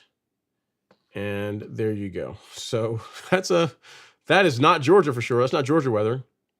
It looks good though, man. It looks like you got your driveway all scraped off and the lawn is all covered up in a nice little blanket of snow. What do you have on there? Please keep pets off the. What do you have in your mailbox? Keep pets off the landscaping. Wow, you're that guy. You're that guy, Lance. You're like telling folks, hey man, don't let Fluffy walk on my grass. Okay, I get it, man. You take a lot of pride in your turf. I get it. You don't want it to be destroyed. I can understand that. All right, next up we got Mr. Calvin Tubbs in the live stream. He says, happy Friday, Ron and everyone. I'm looking forward to applying Essential G. Should I wait until I aerate in the spring, or can this be put down now in January? It can be put down in January, Calvin, as long as you live somewhere where the ground doesn't freeze. So case in point, Exhibit Lance If your lawn looks like this, do not apply Essential G. That would be a party foul. Don't do that. But if your lawn is like how my lawn looks, if it's just dormant Bermuda grass and you want to apply Essential G, absolutely. You can apply it pretty much year round if you live in a part of the country where the ground doesn't freeze or you don't get snow like Reno or Michigan or places like that. So yes, it's a great question. And you know what, Calvin? For that question, we didn't do one last week. So for that, we will have you be, where is it? Did I lose the shirt? I got it here. You will be, sir, our Miramichi Green question of the week. So if you like free stuff, like one of these shirts, one of the greatest from the ground up shirts, you can have one. You can win one, or you just won one. All you have to do to claim it is send me an email here at ron@golfcourselawn.com saying, hey, Ron, it's Calvin from the live stream. I asked that really good question about Essential G, if I can apply it in January. And you said that you would send me a shirt. And if you email me that, I'll reply and I'll tell you how to get your shirt. So congrats on some swag. But yes, sir, you can absolutely apply it. There's no problem with doing it this time of year. Again, the caveat is your lawn cannot look like that. If it looks like that, or there's any chance in the next week or two that it's going to look like that, don't apply Essential G. But if you're in the Southeast, Florida, Georgia, South Carolina, North Carolina, those parts of the country where we're unlikely to get snow this year, we'll see, but unlikely to get any snowfall, and the ground certainly doesn't freeze for any extended period of time, then knock yourself out. No problems at all with doing that. So let me make a note here, Calvin, so I'll know who I gave the shirt to. Question of the week. Cool. Yeah, man. So congrats. You have some cool swag to wear whenever you start mowing your lawn, or when you go out and apply some Essential G. Good times, right? Noah Bronze is up next. He says, hey, Ron, I want to make our lawn nicer by adding hybrid Bermuda seed, but a lot of it is expensive. Could you maybe tell me about some cheaper options maybe you would know about? So yeah, Noah. So most Bermuda grass seed is not truly hybrid. It's really considered like an improved common Bermuda. If you want a true hybrid, you're going to want to get it in sod format. So like a Tifway 419, Tif Tough, Tahoma 31, Celebration, like those are all hybrid Bermudas, finer leaf, darker color, like all the benefits that come from a hybrid grass, but they're available only in sod. You can't really get those in a grass seed. There used to be a grass seed for Bermuda that they claimed was hybrid called Arden 15. I have it in my lawn. It's a great grass, but they stopped making it, so you can't even get it anymore. So what I would say is if you want a nice hybrid Bermuda lawn, I would go with sod. Now, as far as mixing and matching, I really wouldn't recommend that, because here's the thing you have to consider too, right? The nice thing about Bermuda is that it's very hardy. It can take a lot of abuse. It takes a licking and keeps on ticking, right? The bad thing about Bermuda is that once it's in, it's in. Like, it's really hard to get rid of once you have it. So I don't know what kind of lawn you have now. It sounds like you might have a Bermuda grass lawn and you're trying to add more Bermuda grass to it. I really wouldn't recommend doing that. What I would say is, thing one, if you've got Bermuda, try and improve what you already have. Like if you live in a subdivision, what you likely have installed is Tifway 419, because they tend to install on as far as like an economical Bermuda that actually can look pretty good. And just like go through the program, look at like the content that we have on the blogs and the YouTube videos. And if you do a soil test, you begin feeding the lawn based on the soil test results. You mow it regularly, and your lawn is getting enough sunlight, then the lawn that you have can look really good. You know what I mean? Because here's the thing you keep in mind. If you've got bare spots in your lawn, let's say after you start doing that, right? So let's say that your nutrients is under control. So you've got like a good nutrient program, you're fertilizing, you're mowing properly, all these types of things. And if the grass isn't beginning to pick up and grow well there, like say due to lack of sunlight, going to a different type of Bermuda isn't really going to change that. So the one thing that you absolutely have to have for Bermuda grass to do well is plenty of direct sunlight. Like, it's, as far as like grass types, they need a lot of sunlight. I need like all the sunlight. Bermuda is one of those.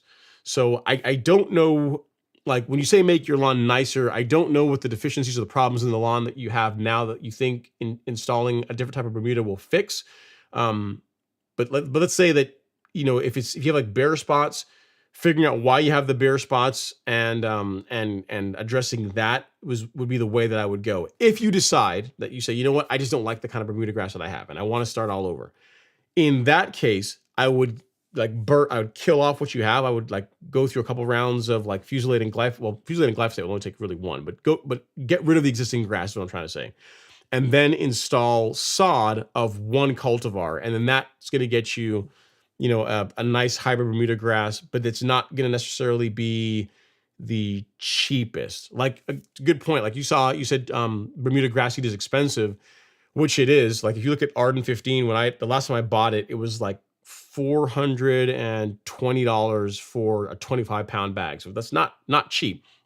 But that really isn't the most expensive part.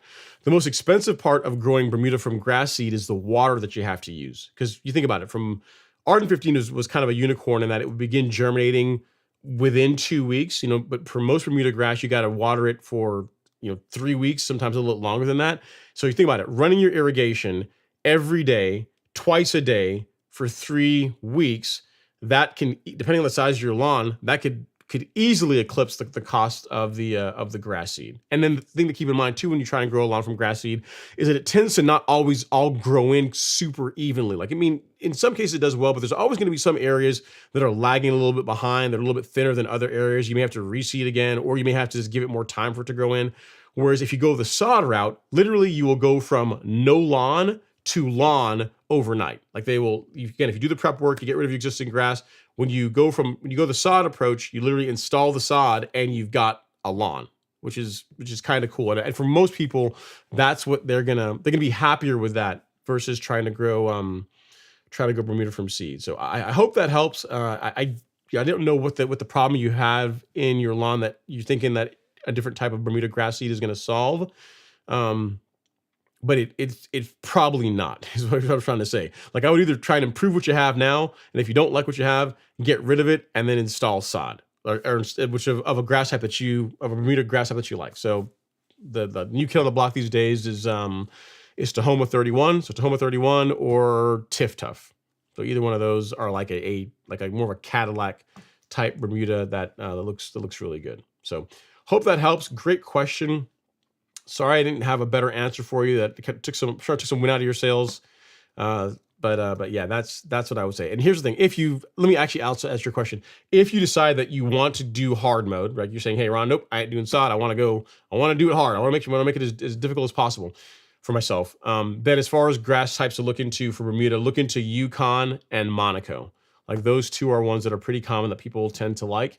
They're Bermuda grass seeds, and they can look pretty good. But again, I would not use that on top of your existing lawn. That would be a case of, again, you're doing a renovation, and instead of doing the sod approach, which is what I really am trying to push you to do, you got to go with grass seed, and in which case you look into to Monaco or Yukon. So hope that helps. All right, next up is Tillman Walters. He says, if I plan on reseeding in April or May, when should I do my last pre-emergent?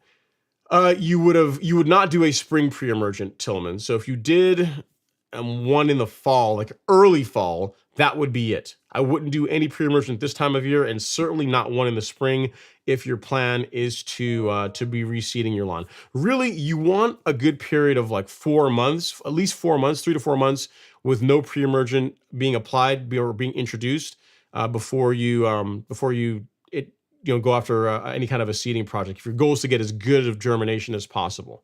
So the nice thing about pre-emergent is it's really good for preventing weeds. The bad thing about pre-emergent is that it's also really good at preventing grass from growing if you're trying to grow it from grass seed. So if you did your pre-emergent application last year in, say, September, and you've done nothing else, no other pre-emergent apps up to this point, you should be good to go in April or May. And then you should get a good result with your seeding project. The next thing, the question you didn't ask is, once you let's say you go to April, May, you do your seeding project. When could you use pre-emergent again? It depends on the kind of grass you have. So if you had Bermuda, and let's say you did your seeding in April and it were established and doing well, and you're feeding it and mowing it and all's fine and good, I wouldn't be opposed to you using pre-emergent in the fall with Bermuda grass. If you're going to be seeding like a cool season grass, like a rye or fescue or Kentucky bluegrass, really you're going to want to give it a year. So if you did it in April, the fall is going to be a bit soon to do pre-emergence. You're really going to want to wait until the spring of 2025 if you're doing cool season grass. So you didn't ask that part, but I figured I would chime in on that as well, because you asked about the latest you can do it, but then also you didn't ask when can you reintroduce it after going this route. Good question, Tillman. And then CPIM says, definitely makes sense. I was thinking that for using just a soil test or fill dirt, like you mentioned, currently the area is bare, doesn't have anything there but existing soil. Okay, cool. Yeah, something else I would say to do, Colin, if you've not done that, and I'm not sure if you mentioned in your previous comment, I think you may have, but get a soil test done. You may have not done, you may have mentioned that, but if you haven't, get a soil test done so that you're also, applying a fertilizer to kind of help improve that soil. Give yourself the best chance for success when you put that sod down. So hope that helps, sir. Sounds like you've got it all figured out. Mark Luna's up next. He says, great info as always. Thank you, Ron. Hit the like button, fam. Thank you, Mark. And then next we have Frederick Haymaker. He says, hello, Ron. I followed your advice on moles and I took out 3, not 1, not 2, but 3. They met they met their demise, huh? Well, I'm sure they were damaging your lawn. He said they left damage. So should I use a roller and reseed where they tunneled, or just leave the turf alone until spring? I would leave it alone until spring. Like once the grass starts growing, it should recover. Like if you look at my front lawn now, I can take a picture of it and send it to you guys. It still has like a scar in it where the mole tunneled through the lawn, but it's nothing to worry about, because once warmer temps get here and Bermuda wakes up, it will, by April timeframe, you won't even be able to tell anything ever happened there. So I would just leave it alone and wait for the grass to begin growing again. Nice, man. Glad to hear that you got the moles. Moles aren't moles terrible? They are the absolute worst. Guys, we're winding down. I'll take a quick second here to drop that poll in as far as what kind of grass do you guys have? Let's see. Start a poll. What kind of grass do you have? And then I'm going to add some options for Bermuda, zoysia. I'm gonna add a couple more here. Saint Aug, rye, and I'm gonna do. Actually, you know what? Because the cool season folks are gonna be mad at me. They're gonna be like, "Well, how come the warm season grass got their own thing and we just put us all together?" So what I'm gonna do is this. I'm gonna give Bermuda its own category. But then I'll do this. I'll give Bermuda and zoysia their own category, and we'll put cool season grass also in their category. How about that?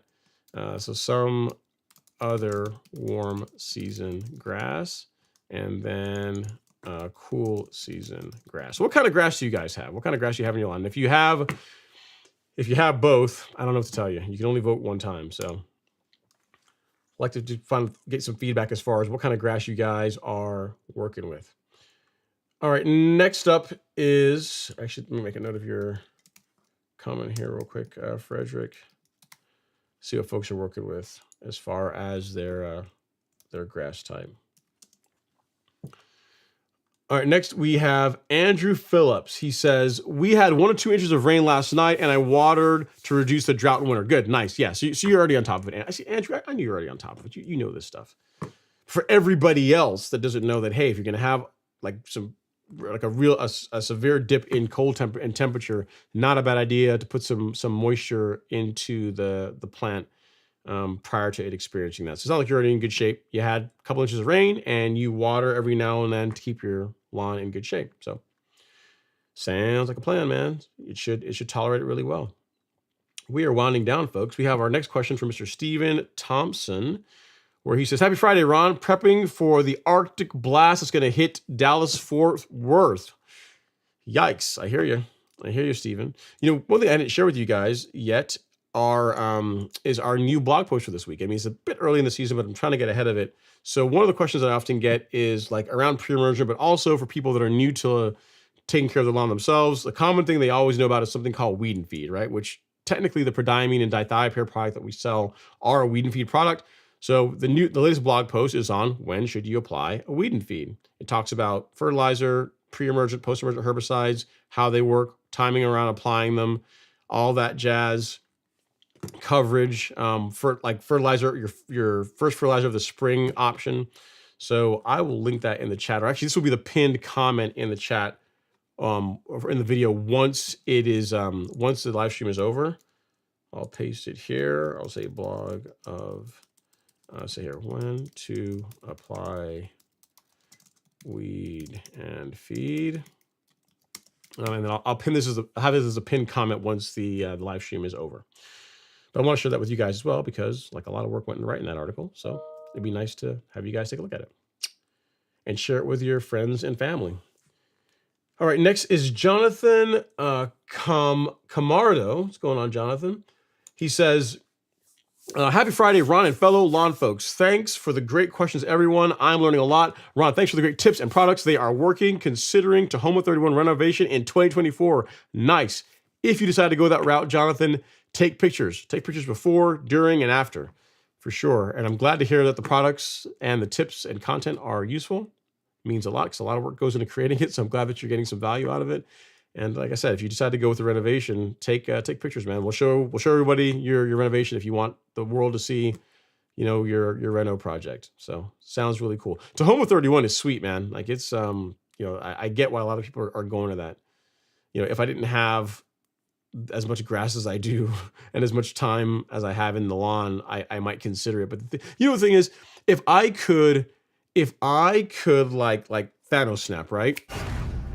And like go just pay whatever it costs to have this for the sod and like have my existing lawn gone and have the Tahoma 31 brought in, that would be awesome. But the process is going to be kill off the existing stuff that I got and like get rid of it, install the Tahoma 31, and then it's going to be a couple rounds of top dressing to get the lawn back to where I like it. It's just a lot of work. You know what I mean? It's expensive. It's a lot of work. And I don't know. I don't know if the juice is really worth the squeeze. Not at this point. Not at this point. But it might change. All right. Tito Serrano is up next. He says, "Happy Friday, Ron. I have Tip 419. I have to keep it at 2 inches because it's not level. Can I still get stripes if I got a reel mower?" You could. Really, you're going to want to go lower than that. So here's the thing I would say, Tito. Even though you're not able to mow, or 2 inches is the lowest you're able to mow with a rotary, you should be able to go lower than that with a reel mower as long as you get a reel mower with a roller on it. Because reel mowers are less prone to scalping over uneven turf than a rotary mower is. So you might be able to get that lawn down to 1.5 inches, maybe 1.25 inches, who knows, right? And in that case, yes, you would get stripes, better stripes than what you would get with your rotary. The things that are going to influence the stripes are whether or not you have a front roller, which is, I'm telling you, absolutely want to do that. And then also if the mower has a rear drum. So if you're looking to get the best possible stripes, I would go with a mower with a rear drum, like the new Revolution from Real Rollers, like a Toro Greensmaster, like a John Deere. I would avoid a mower like say a True Cut, which has the drive wheels, because you don't have like the weight, you don't have this big roller essentially in the back of the mower that helps really roll the grass and press it down. So hope that helps, sir. If you decide to go forward with a real mower, get one with a rear drum. If stripes are one of the big things you're looking forward to with a powered reel mower. So hope that helps. Great question, and I'm with you, man. Stripes are pretty awesome. Believe it or not, there's some people. I had one person that wrote me a comment one time saying, if anyone put stripes in my lawn like that, like if I had a lawn service and they put stripes in the lawn, I'd fire them immediately. I don't understand why you make content and why you put stripes in your lawn. I wrote back, I'm like, well, man, you're at the wrong channel. If you don't like lawn stripes, you're going to be really unhappy here. I mean, I even have a shirt that dedicated to the stripes in the lawn. So I don't have to tell you, you may have to go to I don't know, somewhere else, because stripes are kind of a thing.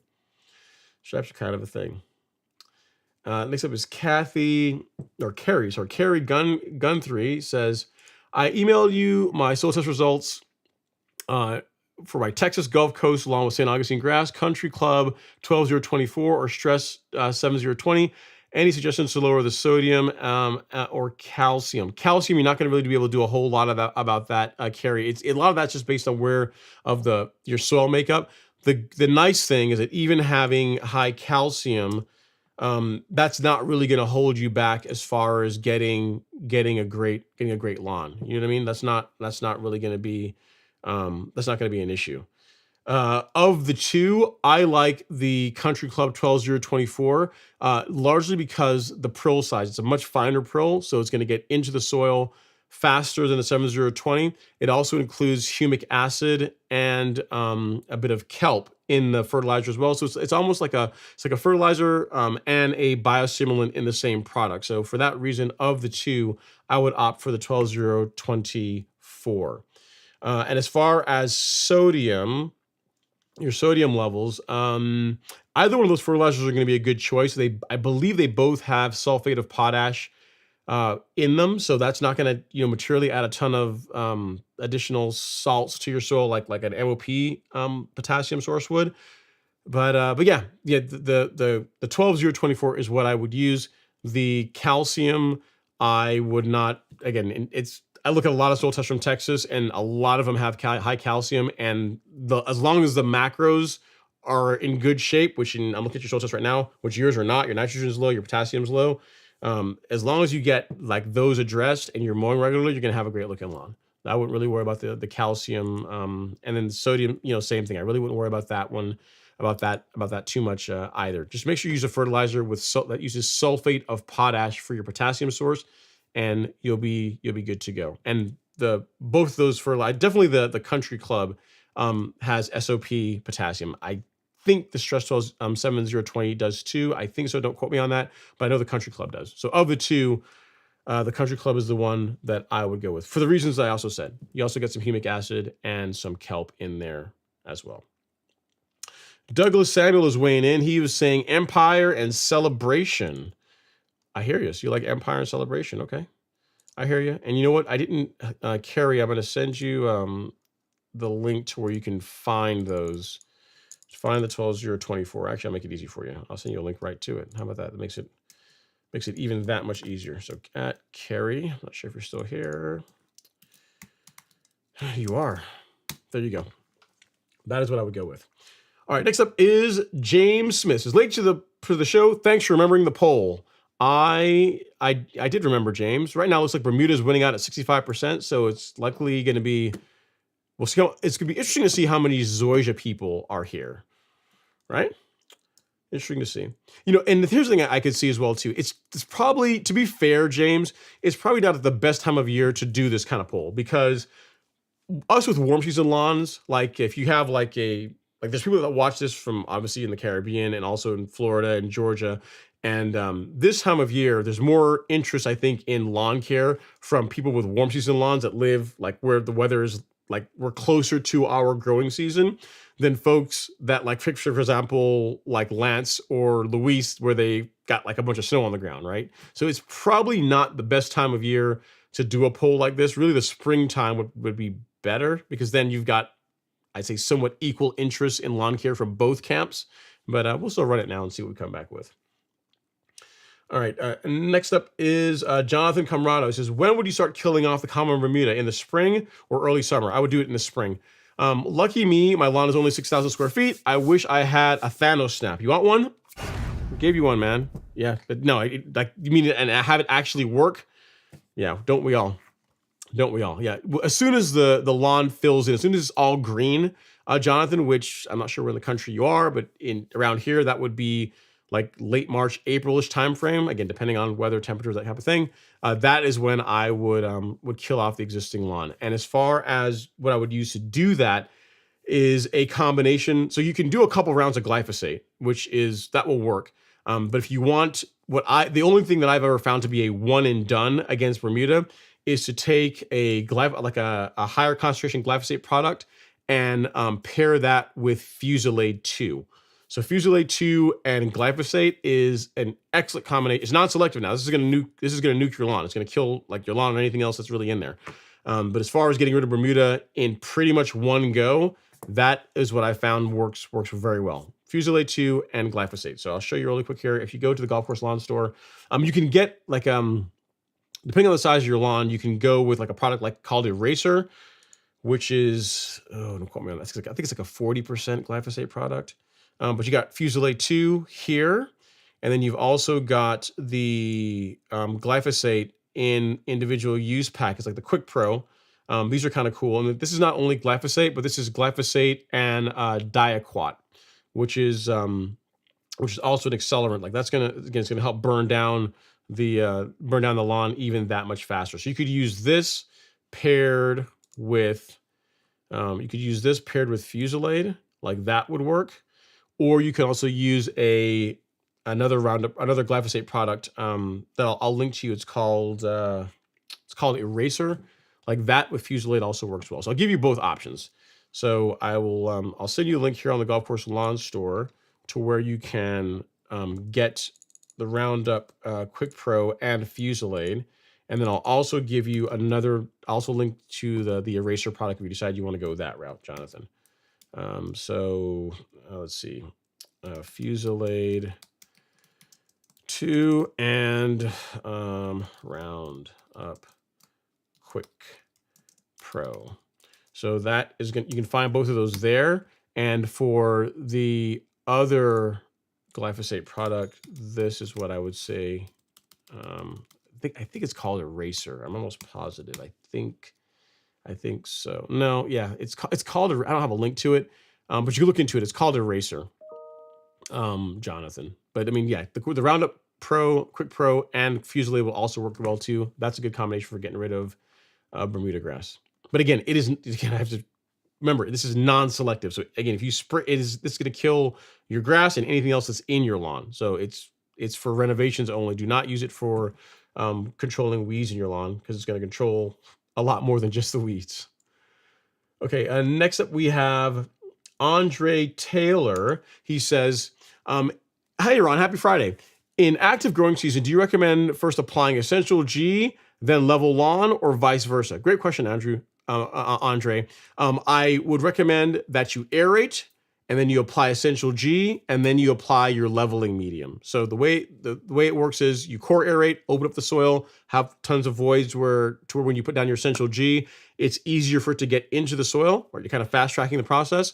I would also add a fertilizer at that time as well too, like Humic Max. And then once you're done core aerating, adding Essential G, adding your fertilizer of choice, then I would level the lawn with your sand soil blend. So core aerate, Essential G, fertilizer, level. That is the order that I would do things in. So hope that helps. And if you want, I've got a blog post on top dressing that actually covers this. If you want to, the video, if me just telling you isn't enough, and you're like, I want some more reading on this, I will get you a link to a blog post that I wrote on this last year. Just got to find it. There it is. How to top dress your lawn. A complete guide. Complete with videos and links and everything. So here we go, Andre. At Andre Taylor, top dressing blog. Or article, what's called that? There you go. Good stuff, sir. Great question. And yeah, I would highly recommend, you didn't mention aeration, but if you're going to do a leveling project, add core aerating prior to leveling is a great idea. It's another step. It is more work, but you will get a better result by doing that. It's going to help the sand and soil blend or whatever you happen to use for your leveling to integrate better with the existing soil profile. It's also going to, fast track any fertilizer or granular biostimulant that you apply into the soil as well. So there's a lot of reasons to do it. So core aerate. It's more work, but it's worth it.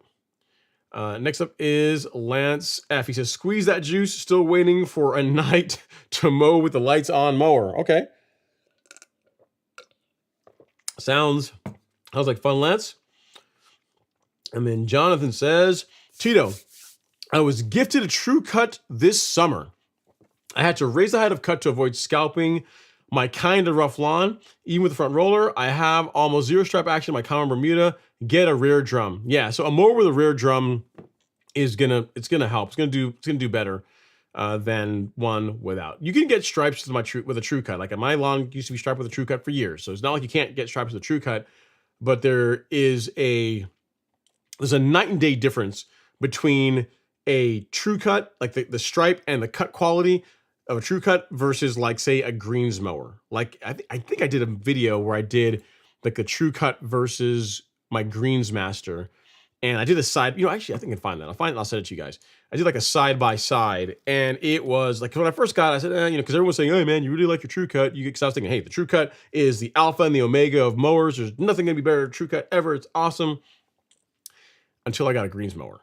And yeah, so it's there is a difference. The cut quality, the stripe action, it's a thing of beauty. So I've actually got a comparison, a mower showdown between a true cut and a greensmaster.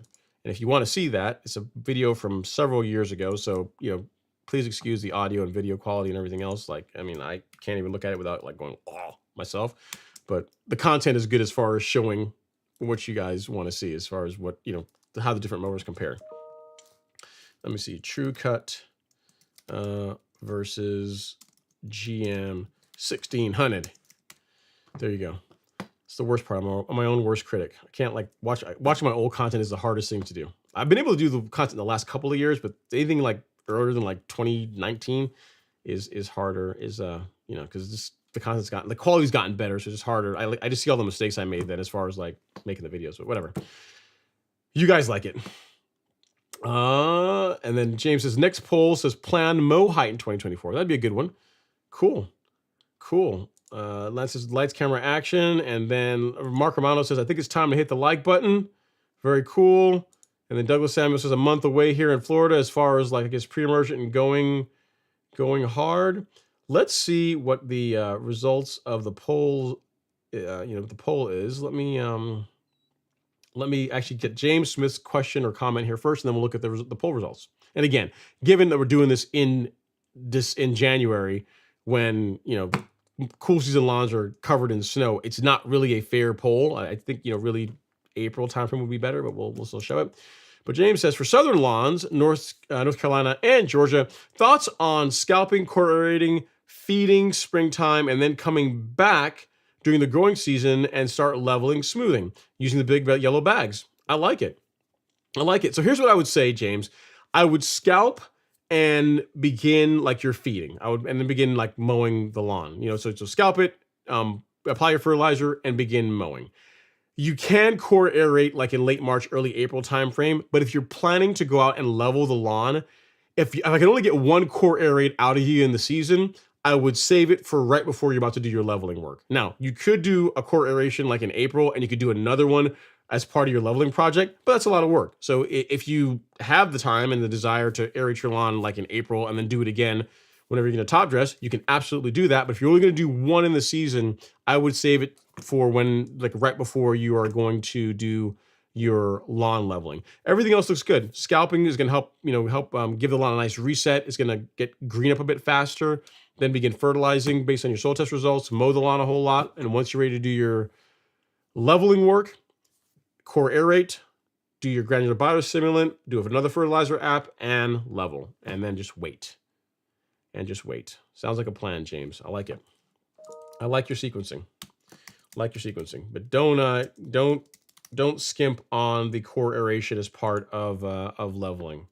As far as your sand work, there's a reason why golf courses do that. Like, think about it. Like, it's expensive to run a golf course. If they could get a great result as far as doing their leveling on greens without aeration, they would do it. But research shows it's better if you do that. So if you only do it once, I would core aerate right before leveling versus just doing it at the beginning of the season.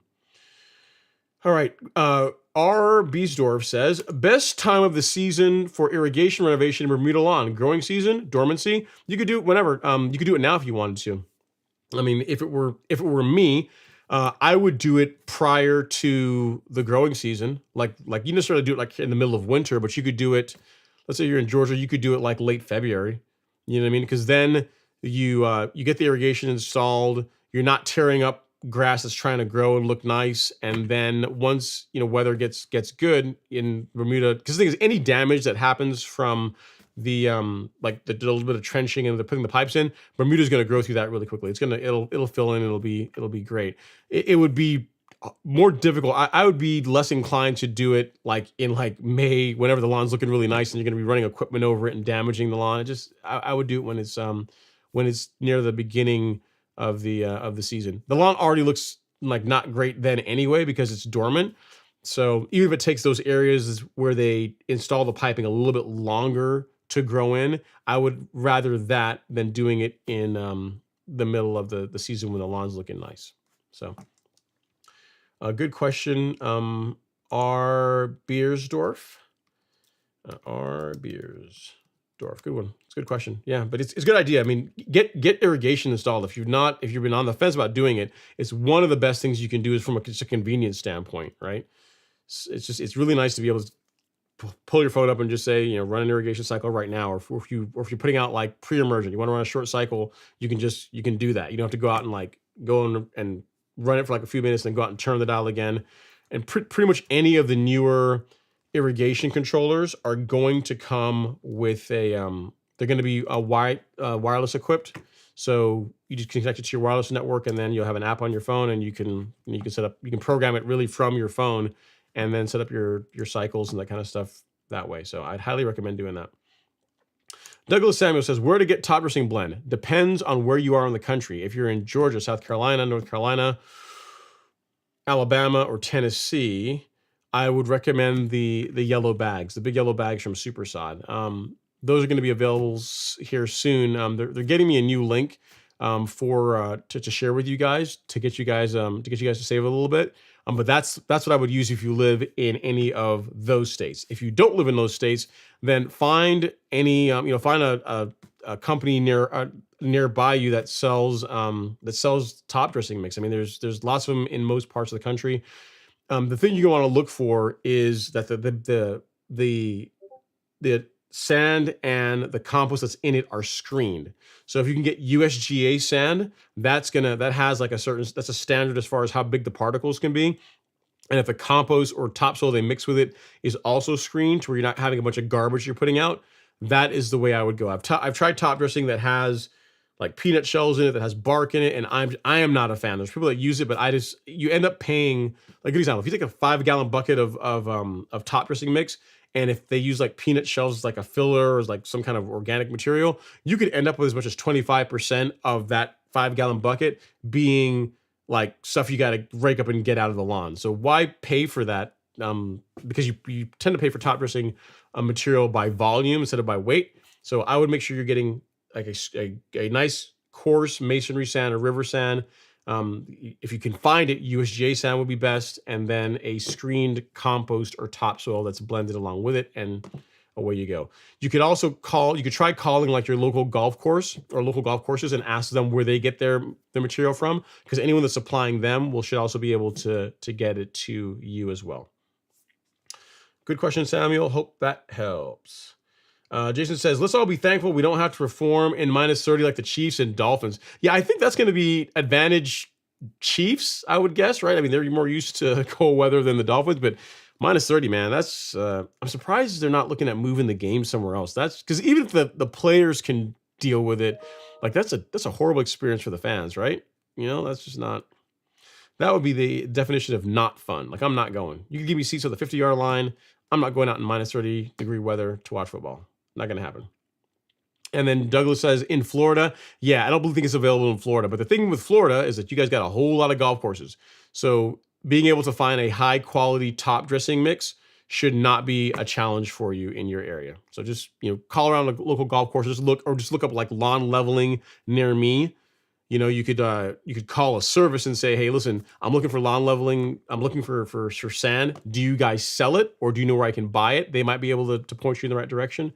But in Florida, you shouldn't have a trouble finding a quality top dressing blend. Next up, we have Alan. He says, Ron, since we're discussing leveling, have you ever had experience using a barrel type spreader like a Lanzi? It made a world of difference for me last year. No, I have not. I've not.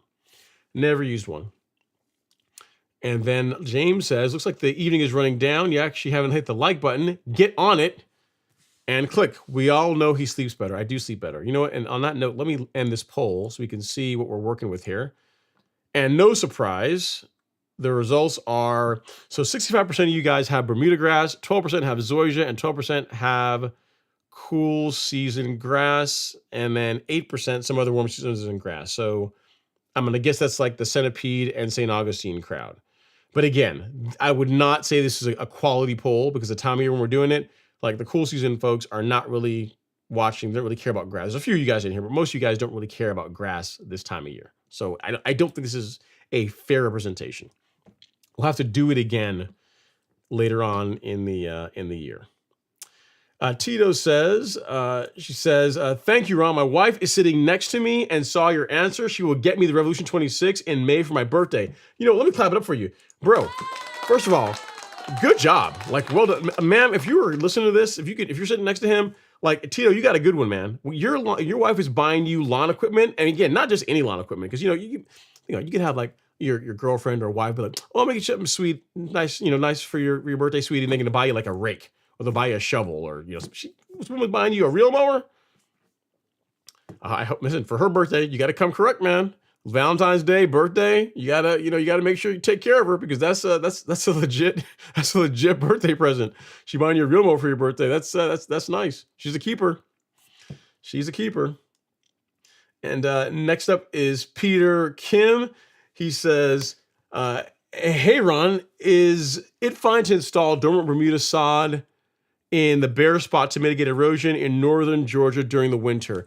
I mean, you can, man, but here's the thing: the times when you see Bermuda being installed during the winter, most commonly around here, is where you see in subdivisions. Like if they're building a home, they install sod pretty much year round here in Georgia. And will it grow in? Yes. Here's what you're gonna find.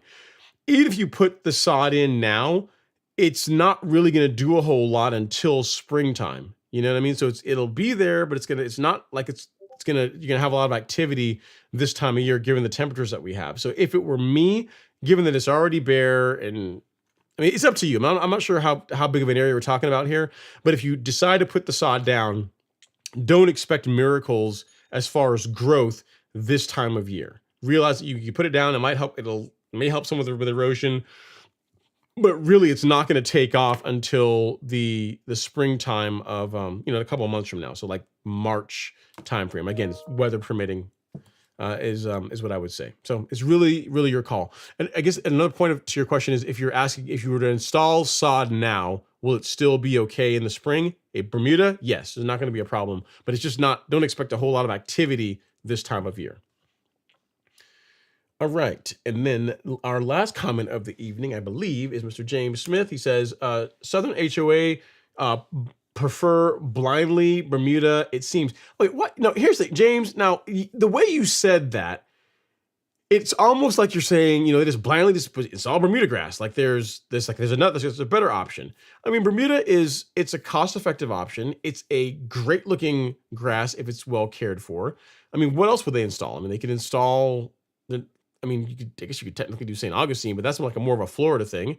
And they're not going to install zoysia because it's more expensive than Bermuda. So Bermuda, I think, is a good, for a lawn that's going to see use. It's a great grass type. You can mow it low. It looks good if it's still well taken care of, and it's not crazy expensive, And it's, as far as like being prone to diseases and that type of thing, like Bermuda is fairly hardy. The only kryptonite, the only major kryptonite Bermuda grass has is sunlight. Like it has to have a lot of sunlight to do well. Outside of that, it doesn't take a whole lot to get Bermuda looking good outside of a good feeding program and mowing, So there is that.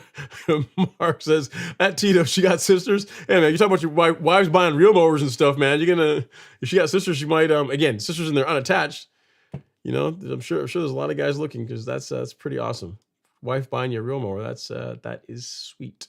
That is sweet. And then our last comment of the evening is from Mr. Fuddy Footlong. Says, I grabbed the Jacobson 526 for the season. I can't wait for spring. It's funny, Funny Footlong. A Jacobson, I've seen them, but it's one mower I've never mowed with. I've never mowed with a Jacobson. People that have them seem to really like them, and they like from the looking at them, they look like they're well-built mowers. I've just never had the opportunity to use one myself to see how they cut. I'm sure great, but you just also see how they set up and that kind of thing. But yeah, congrats on that. Congrats on the mower. Gotta give you some dap for that. Very cool. And then Peter says, thanks for your answer. I would wait till the spring for the bare spots. Nice. And then our final comment of the evening is Mr. James Smith, where he says, I'm not knocking Bermuda. I am that guy on our street.